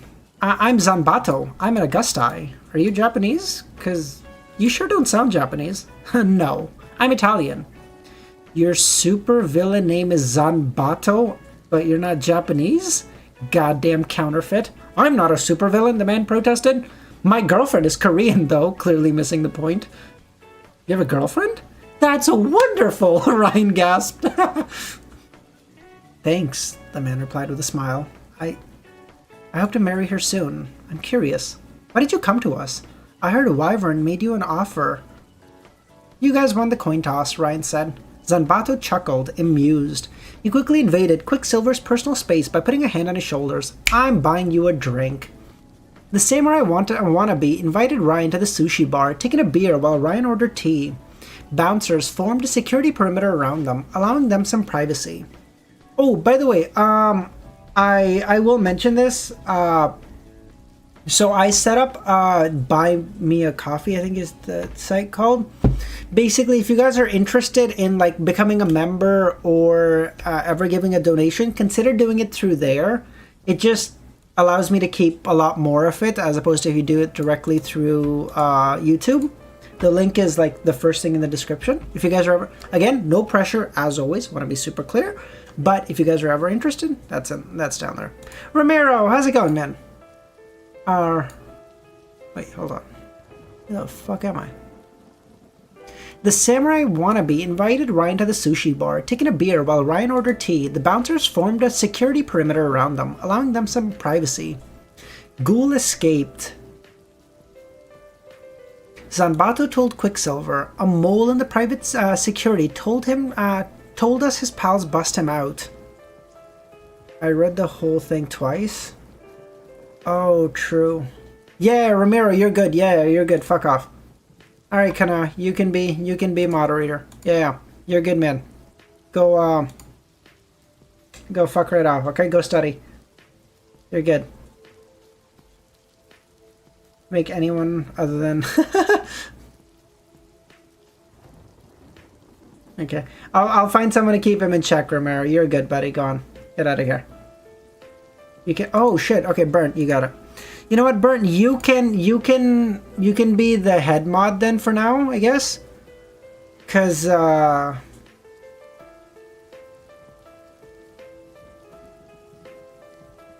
Amnesiac, Burnt, and Kana. That should be good.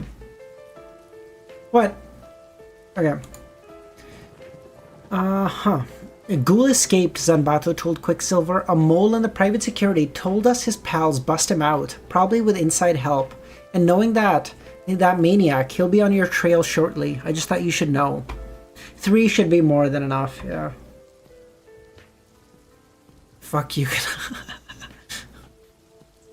Ryan gasped, promising to inform Wyvern that Ghoul's friends would bust him out on his next save. Are you telling me that private security is corrupt? I would never have known. The grunts are underpaid, so some are open to negotiation. The elite squads, especially those working for Dynamis' executives, not so much, Zanbato said. We know you have a pretty powerful ability, but you did good in approaching us. Safety in numbers, I always say. You know I'm immortal? But I didn't tell anyone. You're immortal? You can't die? Zanbato said. I think I can, but I never succeed. 3 is a heavy amount, the whole chat's gonna be blue. Oh, this is true. Alright, you know what, Kana? I'm gonna take Romero's word. You're good, buddy. You can chill, okay? Take a load off, you're good.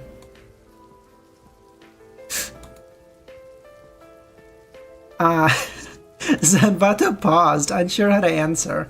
Well, we know you can't. We know you can stop time for an unknown duration as your main power. The man said. Now, what do you know about us? That you're the biggest supervillain organization in Italy, and that your boss is invincible. The only solution is to make everyone blue. We are not, Zanbato sighed. We are a family and profit-minded society, men and women of honor. I think Actvaren was actually the, or Amnesiac was the one who recommended it most, Kana. I mean, you might have been up there for sure. But it's all good. Okay, I promise. Next time we read something that you've read, you can be mod, okay? I promise. Have you read ORV? Or Mother of Learning? You can be mod one of those times. You're good. We'll just rotate. It's okay. We build churches and houses and hospitals for the poor. We are good for community. Your drugs are good for the heart too, Ryan deadpanned, but your weapons are better. What is it? Well, yeah, I will say I think that's sweet. Like, I think partially it's that obviously power is just nice to have, but I also think it's like it's so nice that like we built a nice enough community that people are like happy to do extra, a little bit extra. Like I find that so cool. It's not illegal, Zanbato said, which is true since there wasn't any government nowadays anyway. We have to fund ourselves. I'm telling you, where we rule, things are peaceful. People feel safe. There's no pillagers taking your stuff and no psychos running around. When Augustus takes over Italy, and he will, you won't even recognize our country. It'll be like before the wars. The man sounded like he really believed it too. He seemed a bit too young to rant about the good old days, though. Oh?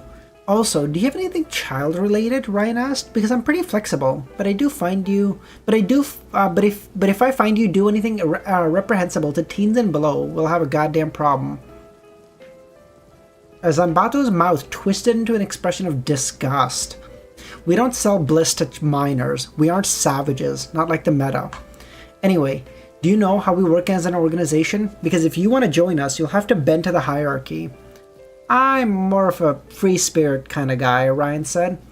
I'm just looking for help in finding a friend. Oh? This seemed to surprise the genome. Boom. Because he thought Ryan was a money-only kind of guy.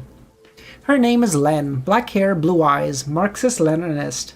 Do you have a photo? Ryan shook his head. She your girlfriend?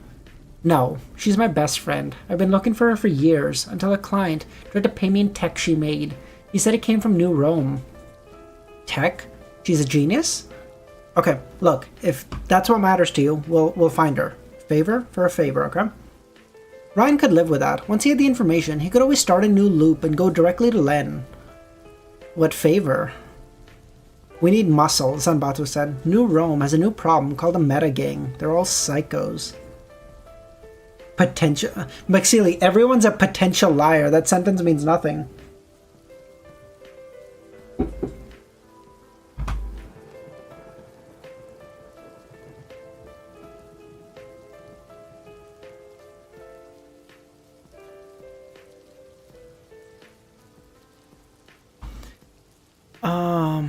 I know them, Ryan replied. Had a skirmish with them a couple years ago, back when they were small fries. Ghoul hadn't joined then, but they were already vicious assholes. Not that Ryan could blame them. The human body wasn't meant to handle more than one elixir, even knockoffs. Oh, that's what psychos are. You take two... The combination of two powers made the genetic code unstable, usually driving the recipient mad. Sure, they gained an additional ability, but no one ever developed more than two as far as Ryan knew, but needed periodical injections of elixir to stabilize their body. These genome mutants had well deserved the nickname of psychos. You would think people knew better, but the thought of exceptional cases like Augustus, who had gained two obscene powers with no ill effects, always drove idiots to try their luck. Dude, I guess it depends on the fucking power, right? Like, is it like a luck-based system? Like, hey, you just take like a purple elixir or a green elixir or whatever, and then like shit happens. Like, is it just luck? Because if it's luck, then I get it. But like, if you could just get quick saves powers, like what the fuck else do I need? Like, as long as you have his power and like a really good like mental stability, you're chilling. You're like, motherfucker, I'm gonna win, okay? I'm gonna listen. You could win forever -1, but that one is the only time that's gonna matter because I'll just stop it on that one. So get fucked, okay? A long story short, these junkies started moving into our turf recently, especially the north neighborhoods, Zanbato explained. As shouts erupted behind him, they both glanced behind them, noticing the Colosseum battle had begun. They attacked our guys, we hit them back, and now they assault our associations and suppliers like Ronesco. Can't you know? Yes, we can. But for now, they're just an annoying nuisance, and the boss wants our best men to focus on more important matters. So, what do you say? Help us beat up some mutants and you get your girl? Ooh, business. How many? How many what? How many casualties? He said, how many I need to kill, okay? You get me Len and bro, we'll kill them all, okay? No problem. Because now what he's probably going to try to do, he's going to try to run through this entire loop, kill all these guys, see if they can find Len.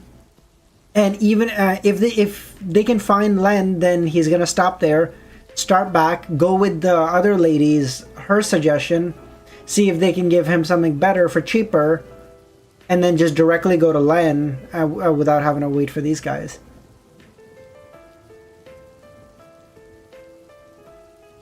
I was wondering, I was like, bro, how does this motherfucker have so much money? And then as soon as he entered a casino, I was like, oh, this motherfucker has infinite money, of course. It was May 10th, 2020 for the first time, and Ryan hadn't blown up something yet. Frankly, this surprised him. 72 hours were almost a hard cap for him for his non-destructive behavior. He didn't always cause it, he just had a knack of getting into exciting situations. Ryan wasn't drawn to adventure, adventure was drawn to him. And he couldn't wait for a new adrenaline rush. Driving at night up north, the courier and his Plymouth left the wealthy district for more industrial ones.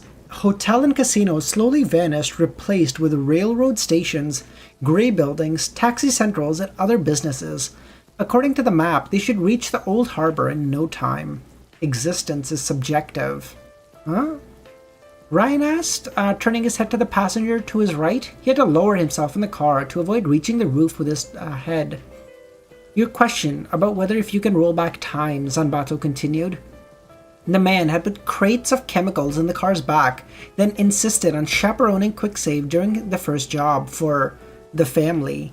Both were supposed to protect the shipment from attack and beat up the metas if they dared to interrupt. We can never know if we exist. There is no objective truth to existence. You're still thinking it over? Ryan asked, a bit surprised. He had said so much nonsense so quickly, people usually forgot what he said. Yeah, it's disturbing. You get used to the uncertainty. Better not to tell him the truth. The sound of the cars gave weight to the waves crashing onto the shore, and the faint rustle of the evening wind. The city's old harbor seemed rather derelict, rustling buildings standing next to the abandoned waterfront warehouse. The remains of a massive supertanker overlooked the sea. Having crashed against the stony beach, the captains must have been drunk when it happened. If humans lived in the area, Ryan didn't notice any. They had entered the poor zone. Yeah, like within 6 feet of Klein, that's what we call the poor zone. As soon as you get within 6 feet of him, that's the poor zone. The quality of the air drastically declined to the point that Ryan felt like he was kissing a professional smoker. The stink even overwhelmed the sense of the smell of the sea. He blamed it on the proximity of a nuclear power plant, industrial facilities, and the famous rust town further north. Somebody call Greenpeace, Ryan complained. They can't all be dead. Dynamis uses knockoff genomes to keep the pollution in Rust Town, Zanbato replied, but they don't do too much to protect the area. Is this what remains of Naples' Old Town? Ryan asked. He'd always been interested in pre-war facilities, especially since most cities had been transformed into nice, aesthetic craters. What the fuck happened to this world? You know, a lot of people dropped the novel because of the MC saying he's insufferable. No, he's like Deadpool, like a little insufferable, sure, but like in like a nice way. I think that's exactly how my ex-girlfriend described me. Yes, Dynamis is building new docks in the south for freighters. Zanbato pointed to a spot at the waterfront. We can stop there. Ryan parked the car between two warehouses, then stepped down alongside his chaperone. A group waited for them near the remains of the pier, next to a huge pile of crates and a minivan.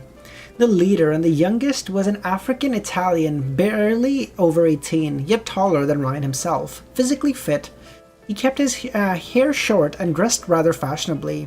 He had invested his drug money on a stylized sweater, boots, and refined pants. He really gave off a cultured middle-class vibe, even if he was busy smoking a joint as the duo showed up.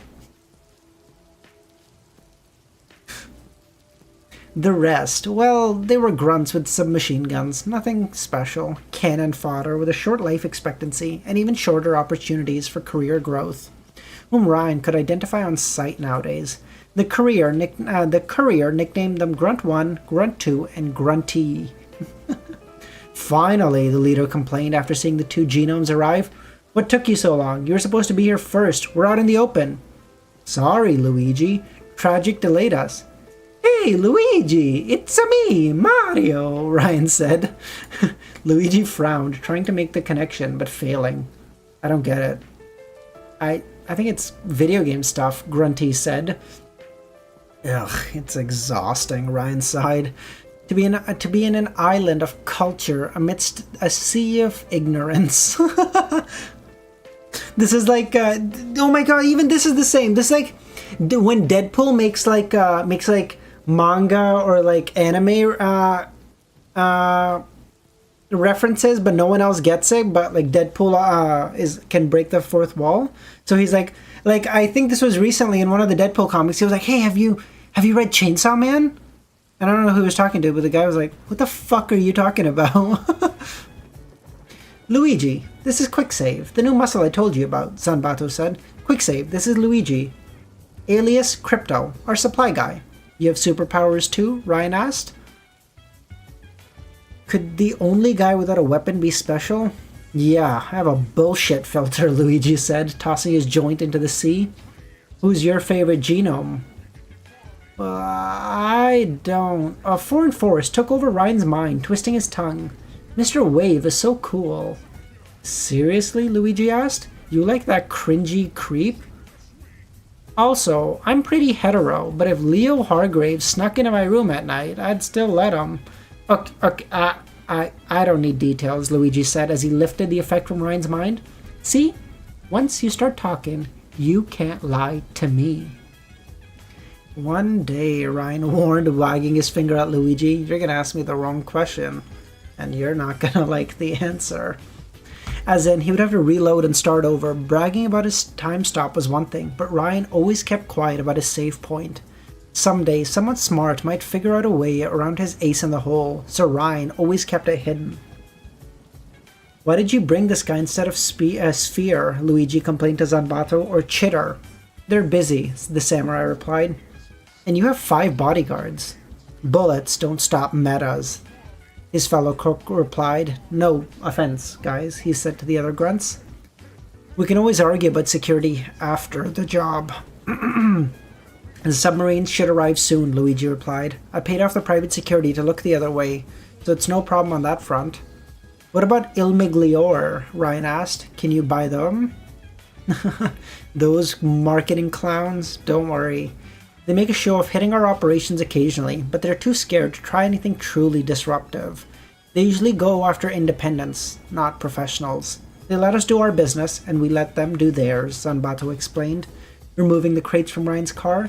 It's like the Cold War, but we're close to Rust Town, and the meta already hit delivery runs like this, so prepare yourself. Then prepare to fist, Ryan said, as he took out the pisto gauntlets. Yeah, it's fisting time. Oh, Luvian is here. That was so dumb of me. Oh, God. Klein does sometimes have stupid guesses even outside of divinations.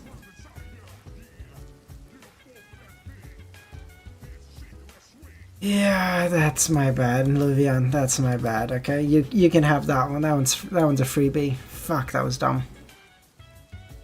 Pistol gauntlets were metallic gloves first developed by the infamous genius Mechron to equip close combat drones. Quicksave's own weapons look like gauntlets with hydraulic pistons, power ram built upon them. The mechanism pushed the ram forward, knocking back the enemy upon smashing. The Courier even improved upon the original design by adding an electrical shock effect to the mix, and for doubling the pain. Though they are pistol gauntlets, but they aren't any pistol gauntlets, Ryan boasted as he put on his gloves. I call them the Fisty Brothers because they fist people to oblivion. Everyone is afraid of nuclear bombs, but see, these are the real A-bombs. The Fisty Brothers? Who the fuck made this? Only Grunt 2 laughed, proving that he alone had a future. Luigi looked at Ryan's gauntlets and then at Zanbato. Zan, I don't know what planet your guy lives on, but it's not ours. They say madness is a pit, Ryan replied. They're wrong. Madness is a roller coaster. Society. I like him, Zanbato said. He's funny. You like weird people, period, Luigi shrugged. Any time now. The water near the pier grew agitated. The trio looked over the edge.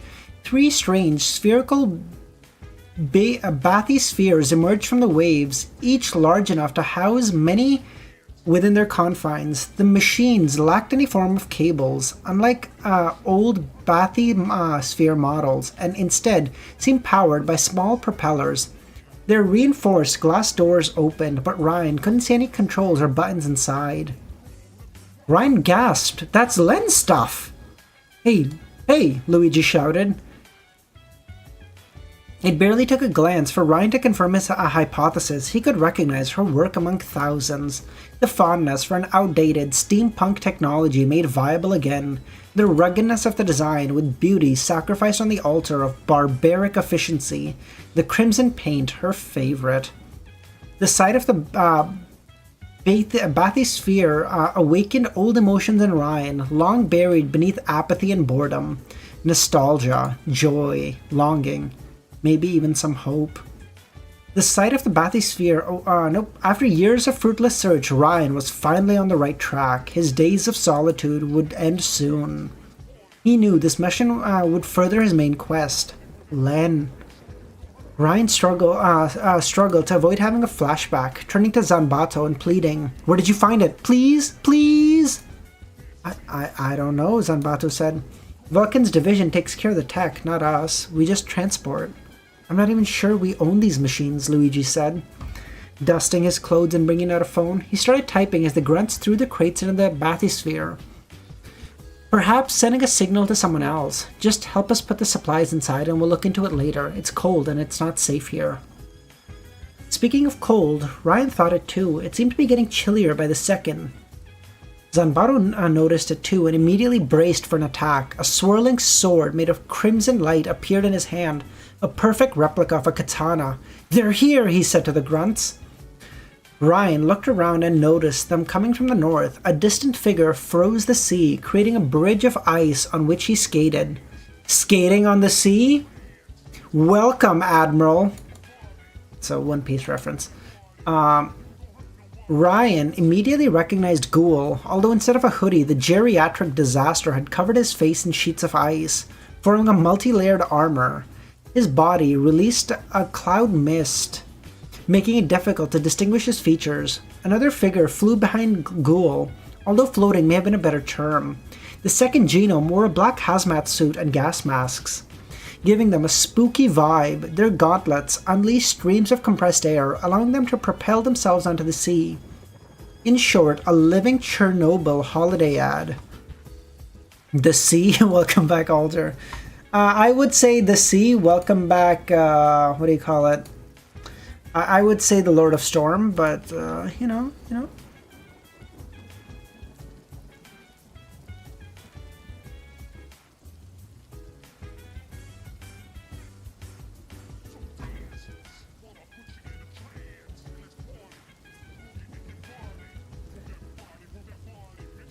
Ghoul and Sarin. Zanbato recognized the two, maybe more.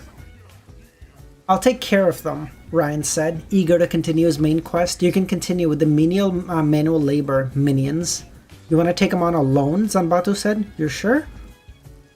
Aw, he cared. Ryan raised a thumbs up and walked over to the north towards the stony beach in the super tanker. He almost slipped on the oiled stones, caught himself, and glanced at the sea. The two psychos nearly aimed for the pier and the bathyspheres, perhaps having been forewarned. The ghoul then recognized Ryan, who mimicked a home run with an invisible bat. He said, "Oh, remember that when I fucking took your teeth off, you little bitch?" Like how a bull charged a matador, the psycho instantly veered off course, much to his companion's surprise. He charged at Ryan with murder on his mind. Matador? El Matador? Welcome back, Carlos Sainz. No, none of you are going to get that reference. It's one of the Formula One drivers. His title is El Matador. If you guys are curious, where is it? Matador is like the main guy. Is like the guy in a bullfighting who's supposed to kill the bull. You motherfucker! The ghoul screamed over the sea, the stone beach mimicking the Arctic as he came closer. I'm gonna bleep your skull and bleep bleep bleep with my bleep. He said so many insults that Ryan's mind automatically censored him. This wasn't child-friendly. Not at all. You grew your teeth back, Ryan noticed? You must have drank a lot of milk.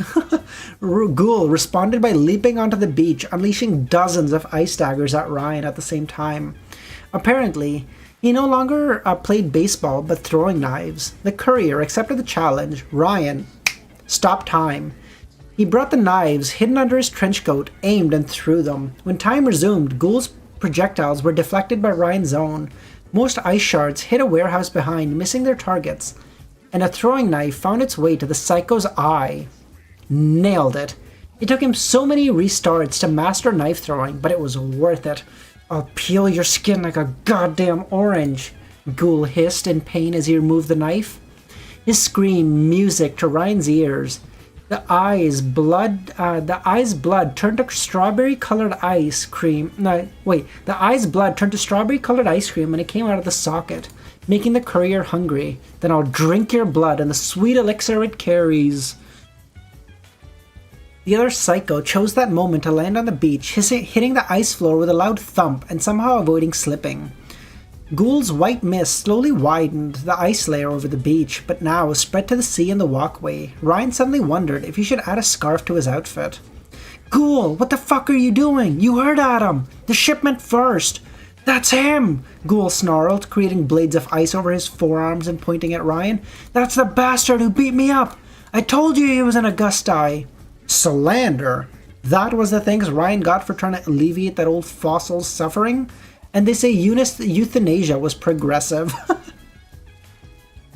He's such a piece of shit. Dude, I love him. He's so good. I guess Adam can't be mad at us for dusting one of them, Sarin said, raising her gauntlets at Ryan. As if he shouldn't be intimidated. She shouldn't have washed her hands. If you know what's good for you, you should have stayed the fuck out of Rust Town. But I guess you pussies are slow to learn. Don't worry, the courier replied. Whatever happens, Blower. Blower? That's not my... Your name is Blower now because you blow air. Ryan pointed a finger at one eye menacingly. And now his name is Picard because I like French frozen food. In respect, calling a girl Blower might have sounded dirty, and she became really upset. Adam True, welcome back! ASG, close enough. Her gauntlets began to vibrate, unleashing a blast of compressed air at quick save. The ice below them began to crack from the shockwave, and Ryan realized he should have nicknamed her Vibrator instead. Dude, what? He's actually Deadpool. I love this. Oh, this is gonna be good. This is gonna be good. Stopping time for a moment, Ryan lazily waltzed out of the blast's way, almost slipped on the ice, caught himself, cursed, and let time resume. The compressed air blew up the walkway behind the beach, grinding stones to dust and redecorating the pavement. Trying to make it a threesome, Ghoul skated after a quick save with a speed rivaling that of a car, his blades raised, not swinging this way.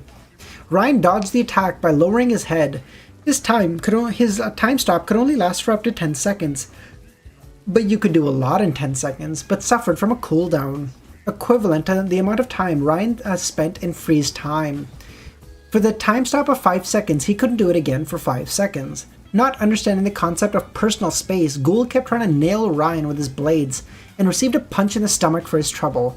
Fisty activated on the spot, the ram smashing through the Psycho's ice armor and sending him flying back to the sea. The water froze right after he entered it. Unfortunately, the contact with Ghoul's white mist froze Fisty, jamming the pistons. God damn it. It always has performance issues when things get heated. Not caring about her teammates, Sauron focused on attacking Ryan, who chuckled at his own mental jokes. The courier had to run away from the beach and on the walkway as a shockwave collapsed the ice, even briefly stopped. You blow air very fast. That's your power? Ryan struggled not to laugh, but almost slipped on the pavement, ruining the moment. Why didn't he dedicate a time loop to learning to ice skate, goddammit? My fan can do the same and it cost me $15. Seeing Ryan escape and still pining for his undivided attention, Sauron pointed her hands at her feet and unleashed a new shockwave. A column of compressed air propelled her upwards. Okay, hear me out. Is Ryan not basically just Amon, but with like a lot more juvenile humor? Is anyone else seeing it? You know what I mean? Ryan looked up at her. A column of compressed air propelled her upwards, allowing her to leap over the harbor. Ryan looked up and got a perfect view of her back, but much to his disappointment, she seemed to float inside her suit. How strange. Why the obsession blower? Ryan asked, trying to unjam Fisty so he could introduce her to that crazy girl's face. Nothing dirty. Have you fallen for me at first sight? Unfortunately for you, I'm a necrophiliac, Sauron said. Jesus Christ, excuse me. Good night, Godzilla. Oh, a fellow quipper. Ryan was so happy to have some back and forth. Even if he needed to focus on avoiding the blast, so many people just tried to kill him without exchanging pleasantries. So mean. Some time stopping again, Ryan ran away and managed to reach the part of the walkway which hadn't frozen. Running on ice was a lot harder than it sounded, and more importantly, it made him look like a klutz. When time resumed, Sauron's volley had turned the frozen pavement into cheese. On the horizon, the courier noticed Zanbato and Luigi finishing the supply run, seeing that he could handle the situation well. I'm sure we'll break the ice between us. That's just pitiful, Sauron replied upon landing on the roof. The height gave her a better view of the walkway, and solid ground allowed her to focus entirely on Ryan. This time, after having resolved her own performance issues, she switched from short bursts to sustained fire. Did my invitation leave you stone cold?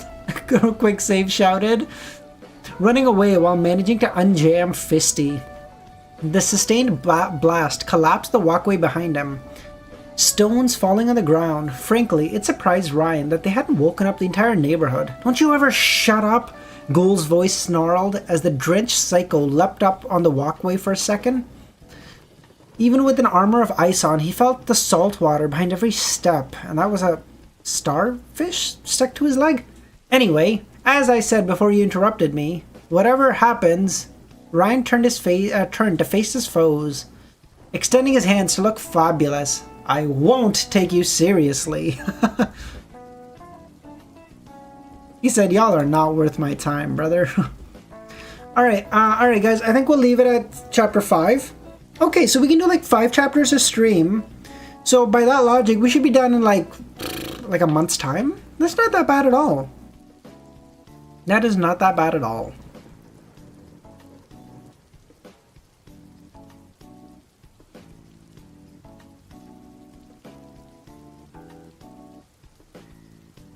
Okay, we'll do one more.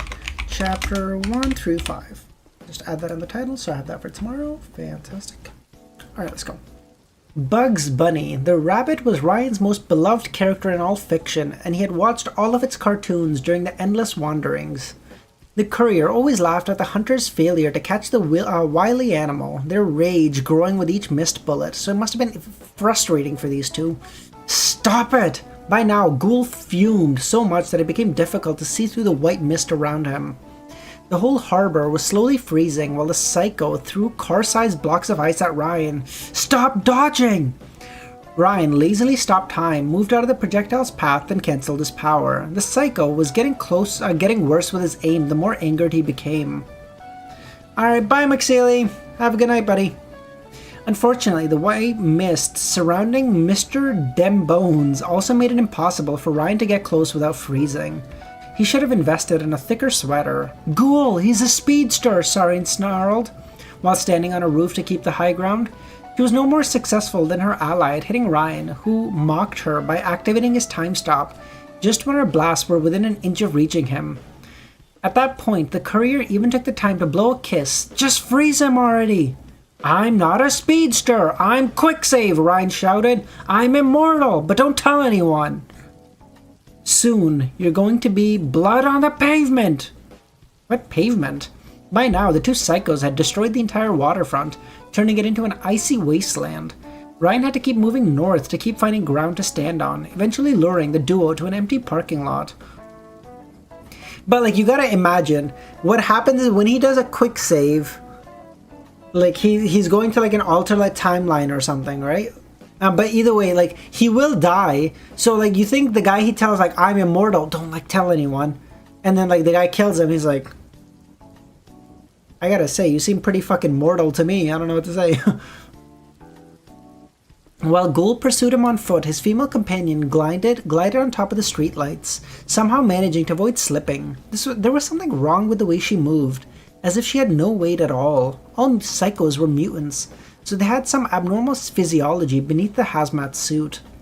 I'm sorry, but you make ice cream and blow off air, Ryan pointed out. Household products can do that.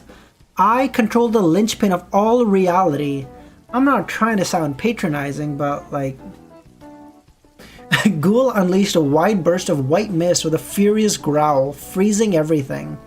Ryan simply activated his time stop and dodged again. Still, growing bored with the pursuit and having now an opening, he grabbed one of his two throwing knives, launched one at Ghoul's remaining eye and the other at Sarin. When time resumed, Ghoul lost his remaining eye and Sarin took a knife to the chest. You ain't making it easy. After Ryan stopped talking, however, when green gas came out of Sarin's hazmat suit, the strange substance immediately rusted the street light below the Psycho, causing the electrical parts to short-circuit and the metal to slowly bend. He knew she was full of hot air. I'll kill you, Ghoul whined, his face now looking like a strawberry sorbet with all the frozen blood flowing from his skull. It was horrifying, but Ryan had seen worse. I'll kill you! Ghoul, I know the sight of my dashing costume and my long bloody hat made you fall for me at first sight. Trust me, I get that a lot. I just don't see you that way. I swear to God! I swear! If you crack a goddamn joke again, you'll give me the cold shoulder, Ryan chuckled.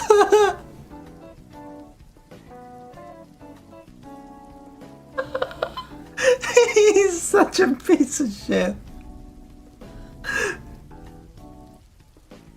Ghoul exploded in a snarl of fury, his body swallowed by white mist. The strange substance seemed to swirl around him, creating layers upon layers of stalagmites. When it dissipated, Ghoul was gone, replaced with a 4-meter tall titan of snow and ice. The strange fusion between the snowman and a hedgehog had maces instead of hands, and a thick layer of ice defenses. Oh? Ryan barely had the time to leap to his side as the enormous snowman attempted to squash him like a bug. The sheer strength of the elemental construct shattered the concrete and shook the ground. Meanwhile, Sareen was too busy trying to cover the hole in her suit. How did Ghoul manage to make that body work? Ice didn't work that way. It didn't even bend. Ryan called cheating. A rumbling noise echoed across the parking lot, growing louder with each step. Something heavy was rushing the battlefield. Quick save! Zanbato entered the parking lot, his hands manifesting a sword of crimson light. The security is coming! I thought you paid them off, Ryan asked. Dodging another strike from Ghoul, he wondered how the psychos could locate him without his eyes, probably guessing it had something to do with the temperature. We paid them off to ignore the delivery, not the destruction of the damn harbor. Zanbato glanced at the two psychos and first cut the street light on which Sareen was standing. Miss Chernobyl glided to the other end of the parking lot, confirming Ryan's suspicion that she was made of gas. Zanbato switched targets from Sareen to her compatriot who was closer. Moving quickly in spite of the heaviness of his armor, he cut through the giant snowman's leg like a turkey, clean in half. Yet the limb quickly reattached itself to its body. Zanbato, having to step back to avoid being frozen by mist, the Augusta mafioso. Oh, Chernobyl. Chernobyl, true. The Augusta mafioso still tried to hack at the giant, proving himself so annoying that Ghoul abandoned his pursuit of Ryan to attack this new foe. The sound of an aircraft echoed above them. Ryan raised his eyes to watch the attack helicopter fly above the parking lot, recognizing it as a customized Augusta A129 Mangusta, piloted by two security guards. Ryan waved a pile of banknotes at them, a sign of friendship. They responded with a missile. Ryan stopped time just long enough to get out of the bomb's way. Thankfully, they didn't use the laser weapons. Thankful that they didn't use laser weapons. He was fast, but not as fast as Light. When time resumed, he quickly realized that private security targeted everyone. The missile impacting the middle of the battlefield. Zanbato protected his face with his hand and avoided being knocked back, his armor deflecting the debris, while the Ghoul snowman took the projectiles without any form of discomfort. Sareen, however, was pushed back by the blast, quickly getting on her feet. Fuck off! The hazmat girl moved a hand to cover the hole in her suit, and the other towards the sky. A second later, she fired a blast straight at the helicopter, destroying its tail and sending it on a crash course with the ground. Everything is a Lord the Mysteries are... Yeah, exactly. Alright, playtime's over.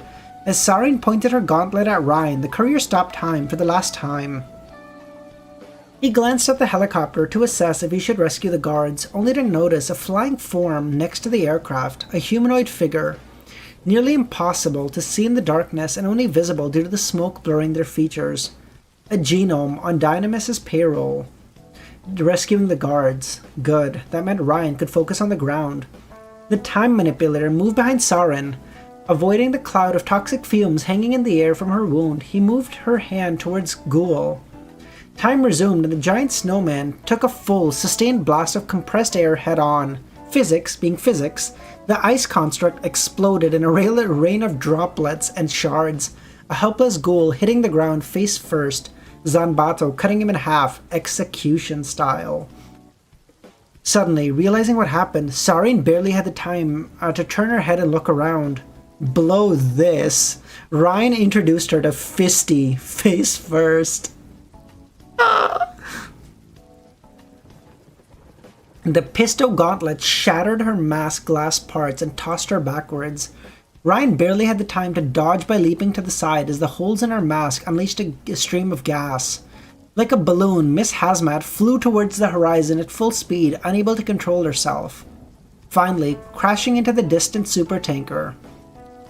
Ryan glanced at Fisty, making a face as the gas rusted the pistons into scraps within seconds. Yeah, sure, he could have ended it sooner by gutting them in the stop time, but life wasn't about winning, it's about having fun. Is she dead? Zanbato asked. I don't know. Ryan shrugged. Is Ghoul? Nah, that's his other power. He never dies, even when missing the right organs. He's immortal too? Ryan shocked? Ryan was shocked.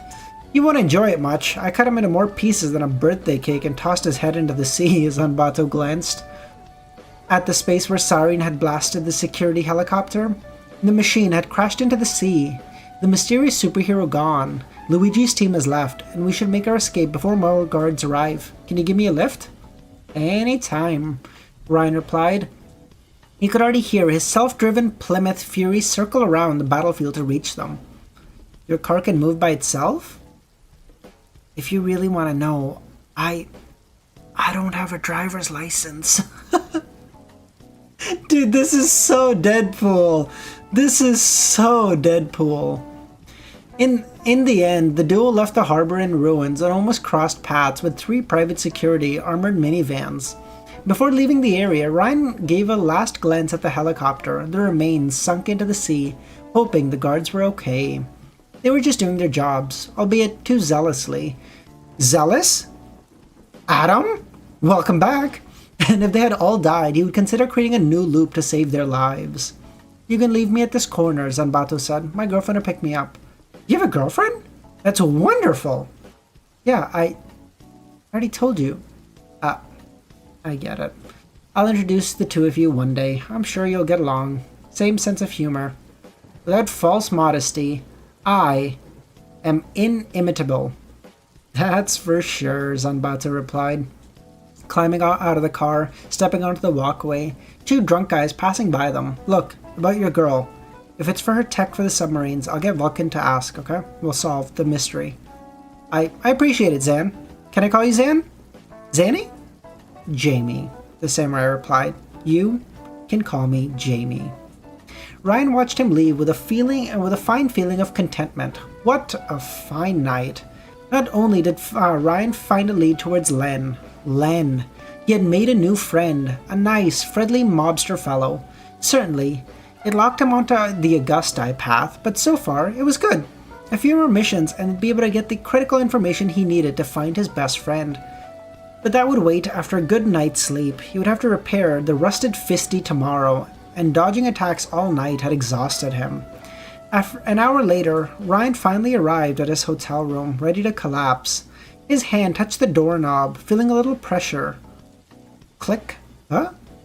Before Ryan knew what hit him, the floor exploded in gas and fire.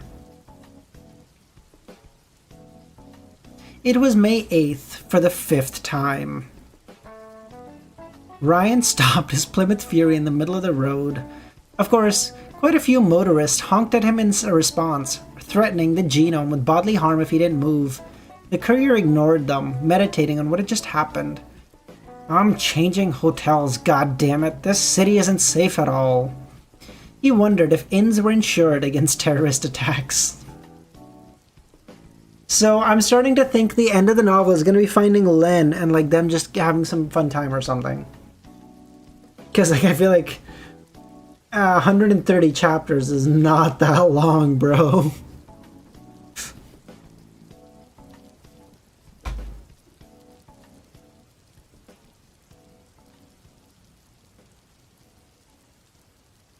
Who bombed him? I don't know. I don't know yet. You guys can talk about this in the spoiler chat. I don't fucking know.